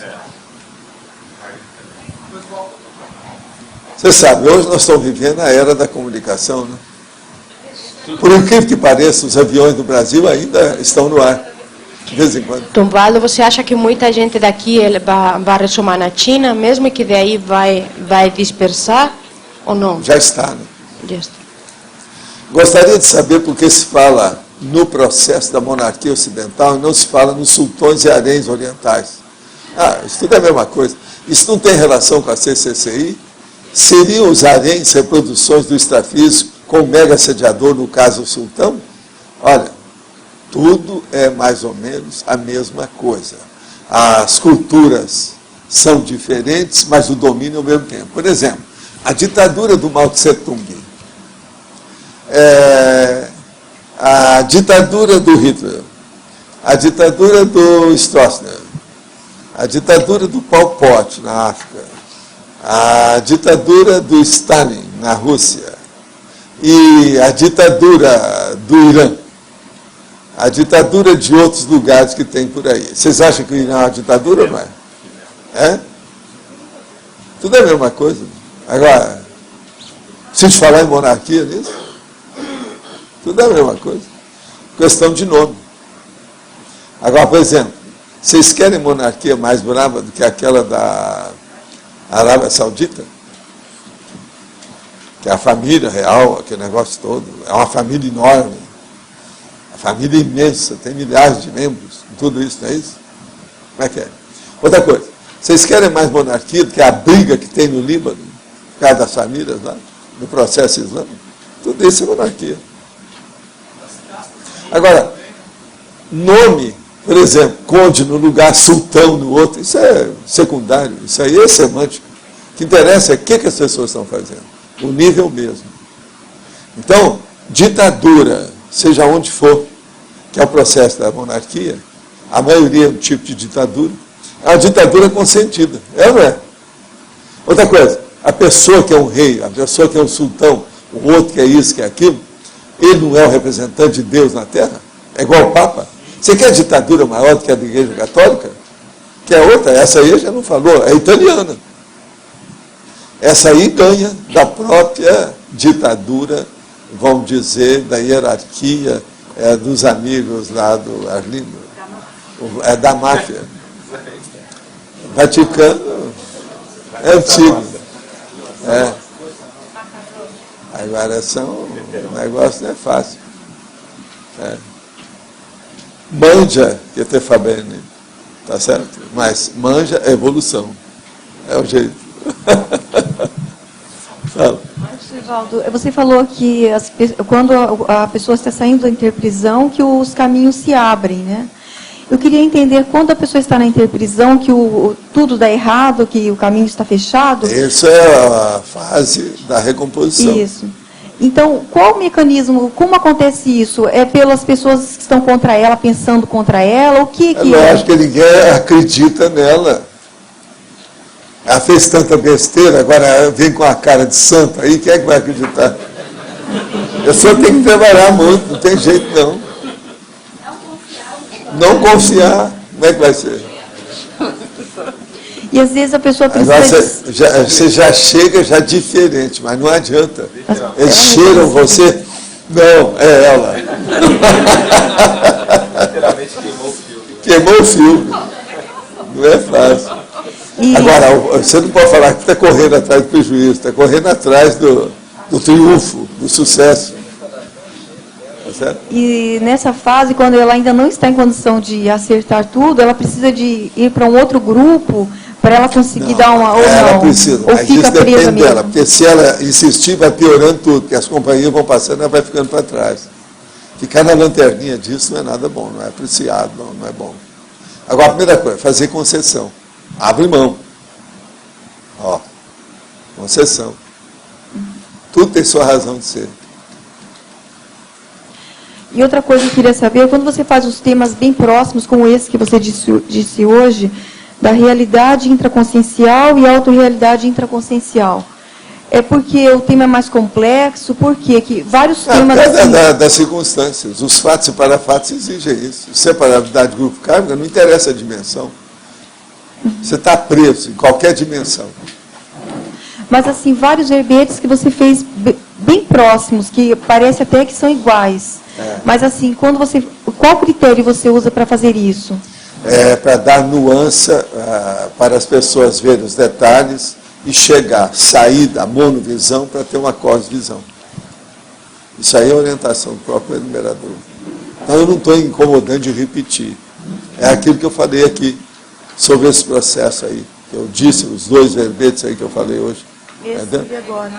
É realidade intraconsciencial. Realidade intraconsciencial e autorrealidade intraconsciencial. Entende? Entendi. São aproximação simples. Você lembra o trabalho que me deu isso, a hora que eu mostrei os capítulos que tem lá no Reurbanizado sobre esses assuntos, do ponto de vista semântico, de forma. Um monte de gente me deu conta. Está deslocado, não tem razão de estar nesse livro. Não entenderam nada. Por quê? Tudo, a vitória da monovisão é uma coisa terrível. E aqui é o que eu venho falando. Uma das coisas mais sérias que tem é justamente a bitola da monovisão. As pessoas não têm essa cosvisão maior. Agora, por quê? Vocês aprenderam isso no curso intermissivo, mas quando chega aqui, começa a ficar tudo automático igual às vidas anteriores. Quer dizer, você tem milhares de vidas que elas preponderam mais do que uma vivência intermissiva só. Entendeu? A vivência intermissiva do curso intermissivo. Só uma. A educação formal também, né? A educação formal também faz isso. É isso. Agora o processo semântico, né? A conformática. Não, é que são 14, quase 15, a Luimara está presente hoje. Cadê a Luimara? Está na hora da sua pergunta. Ela está com o microfone. Estou falando? Esse tempo todo eu não falei nada. Agora ontem eu falei, procurei, não te achei. Assim, o que houve com ela? Ela veio hoje toda arrumada. Vocês viram como é que ela está produzida lá? O que é isso? Vai casar de novo? É isso? Pretendo. Professor, a minha pergunta é em relação a essa questão dos vários grupos evolutivos. Eles são administrados, vamos dizer assim, geridos por orientadores evolutivos e serenões, que eles estão em trabalhos diferenciados, mas que no final tudo desemboca no mesmo processo. A partir de que momento, ou como é que é feito para determinada consciência falar assim, não, agora você vai trabalhar em outro grupo evolutivo? Acontece isso? Como funciona? Não, deixa eu te falar, os fatos conduzem a pessoa, os parafatos. Ela vai ampliando, ela bate lá, ela bate na outra porta. Aquilo é normal, aquilo é espontâneo. Então, e agora, tudo tem superintendência, como você disse aí, tudo coordenado. Tem amparador, tem evoluciólogo, tem serenão. Tudo é coordenado. Enquanto está caminhando. Então, só expande. O negócio é o seguinte, gente, vamos ajudar os outros e vamos acertar tudo que nós fazemos. Se você errar, procura consertar imediatamente seu erro. Isso é a melhor coisa que a gente faz. Se nós fizermos isso, tudo vem a nosso favor. Isso é o resumo de tudo, é a síntese de tudo que a gente fala aqui. Todo dia eu acho que nós devíamos terminar a tertúlia falando isso. Está entendendo? Se eu pudesse, é que eu já encho muito vocês, eu já saturo vocês demais, repetindo as coisas. Mas se não, todo fim de tertúlia, viu, Kátia, eu ia levantar aí e falar, olha aqui, se você errar, procura consertar imediatamente. Não deixa nem um minuto aquilo errado. Procura ir atrás. E procura pensar positivo em favor de todos. Vamos ajudar tudo que a gente puder. A humanidade ainda tem outra coisa, a para-humanidade. Pronto. Agora, todo dia eu falo isso para vocês. Todo dia. Tudo que nós fazemos aqui é para ver que isso é importante. Alguns aí acho que já estão admitindo que isso é importante. Entendeu? Um deles que eu acho que está achando isso é o Loche. Se o Loche está achando, muita gente está achando. Outro é o Arlindo. Eu também acho. Se ele está, muita gente. Já pensou o tanto de mafiosos atrás dele que estão achando? Não é isso? Não, o Adélio. Já pensou o tanto de gaúcho que não está atrás dele da situação? Então, isso tudo a gente tem que levar em consideração. É muito sério. É relevante. Agora, muito obrigado pela sua contribuição, o seu aparte, o seu questionamento, a sua pergunta, como você sempre faz. Em cima do lance. Ela é pontual. Fica entre 14 e 15 e 14 e 20. Isso aqui é. Eu estou observando isso esse tempo todo. Ela sempre está sentada ali. Hoje já virou. Olha lá. Ela foi para a esquerda hoje. É que tinha lugar, professor. Tinha lugar aqui. Pois, bem que você procurou, né? Lá. Agora, vai ser engraçado. A hora que nós tivermos uns gomos lá, você está entendendo? Do tertuliano, a gente vê isso aí. Então, uma pessoa igual sabe, a Luimara, a gente vai separar e colocar bem lá no centro. Então, fica aí. A gente vê que você está aí. Aí eu sei. E arranjar um horário lá também. Preciso de ver onde é que vai ficar o relógio. Opa, é sua vez. Pronto, pode falar. Está liberado. Agora, tem que assinar o ponto. Isso é um ponto. A Thaís também mas ela não aparece sempre. E às vezes ela aparece sentada ali em cima. Estou de olho. E às vezes não consegue ficar sentada, fica em pé ali. E a pergunta em pé. Tem isso tudo. Agora, gente, de modo geral, o que sobrou mais aí? Tem mais alguma coisa aí com vocês? Eu de novo aqui. A minha curiosidade é a seguinte, do ponto de vista da FEP, o evoluciólogo, a gente tem a divisão egokarma, grupokarma, polikarma dentro da holokarmalidade, né? Essa divisão existe de fato na FEP? A análise é feita dividindo nessas três categorias? E como que é a inter-relação entre elas, não é aí, bem dessa assim, análise? não. A FEP aí é mais o processo das ligações da pessoa com os outros, para ver o saldo. Agora, isso aí é secundário. Isso aí é uma classificação que você vai dar da qualificação do saldo da pessoa. Agora, o saldo é que é importante. Como é que está? Agora, não há dúvida que lá no fundo tem essa classificação e muitas outras. Né? O nível, por exemplo, de intelectualidade, o nível de parapsiquismo. O que é que a pessoa já está trabalhando dentro desses níveis mais avançados da nossa vida. Por exemplo, o processo do tenepsismo, ofiexologia, entende? O extrapolacionismo, os processos, por exemplo, dos fenômenos parapsíquicos que ocorrem com a pessoa, o nível da sinalética dela, até que ponto que ela é mini peça dentro do maxi-mecanismo. Isso aí tudo é que é muito mais importante. Não tem lógica? A mini peça do maxi-mecanismo. A qualidade da atuação dela como mini peça em função da inter-relação com as outras pessoas. Seríssimo. Isso aí funciona. Agora, gente, nós temos no domingo medida interplanetária. Agora, hoje, ainda tem 14 verbetes para vocês selecionarem. O Will é que vai ler hoje, não é isso? Pessoal, antes de ler os verbetes, a gente queria fazer um convite a todos vocês para a foto Pro Tertuliarium. É um movimento que a gente vai fazer para poder recaudar dinheiro para a finalização da construção. Todas as pessoas que já pagaram os R$50 para a primeira foto, elas têm gratuidade na fotografia. E vamos unir mais pessoas, juntar mais pessoas para poder fazer essa foto, que é no próximo domingo, 10 de agosto, horário das 14h30, após tertúlia, às 15 horas, na frente do tertuliário. Estão todos convidados para fazer esta foto coletiva e ajudar ao tertuliário. Depois da leitura dos verbetes, a Fátima vai dar um recado e a Ana Luísa Resende também. Ok, vamos lá.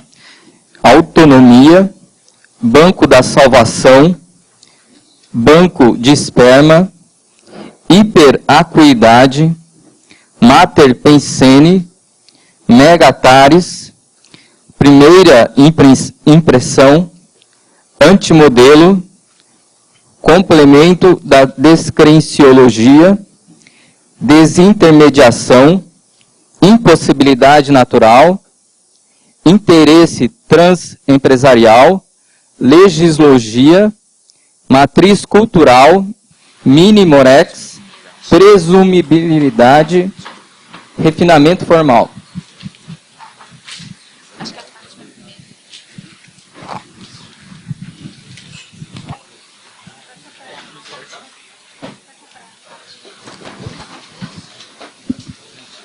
Pessoal, lembrar que dia 10 de agosto nós vamos ter aí a atividade do Dia de Ação em Saúde Consciencial, que vai ser realizado lá no Discernimento, tá? Vai ser praticamente o dia inteiro, com exceção aí do horário da tertúlia. Começando às 8h30 e indo até às 18 horas, só com espaço aí para tertúlia e para a foto do tertuliário. A Fátima está me lembrando aqui que nós vamos ter diversas especialidades atuando lá no Discernimento. Nós vamos ter médicos medindo a pressão, nós vamos ter gente fazendo peeling, né, que parece que teve muito sucesso e muita repercussão, né?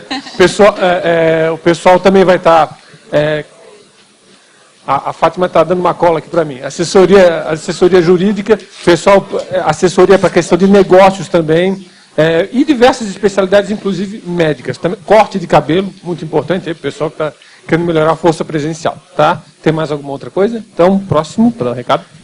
Eu queria lembrar que no próximo sábado, dia 16, a gente vai ter um laboratório de descensão cosmoética na reaprendência. Os professores vão ser o professor Rui Bueno e eu, e a gente já tem uns 7 inscritos, e são só 15 vagas. Então, quem quiser fazer, R$90, já está incluído a obra Voltei, que vai ser recurso didático no evento. Quem tiver essa obra vai pagar R$70, tá bom?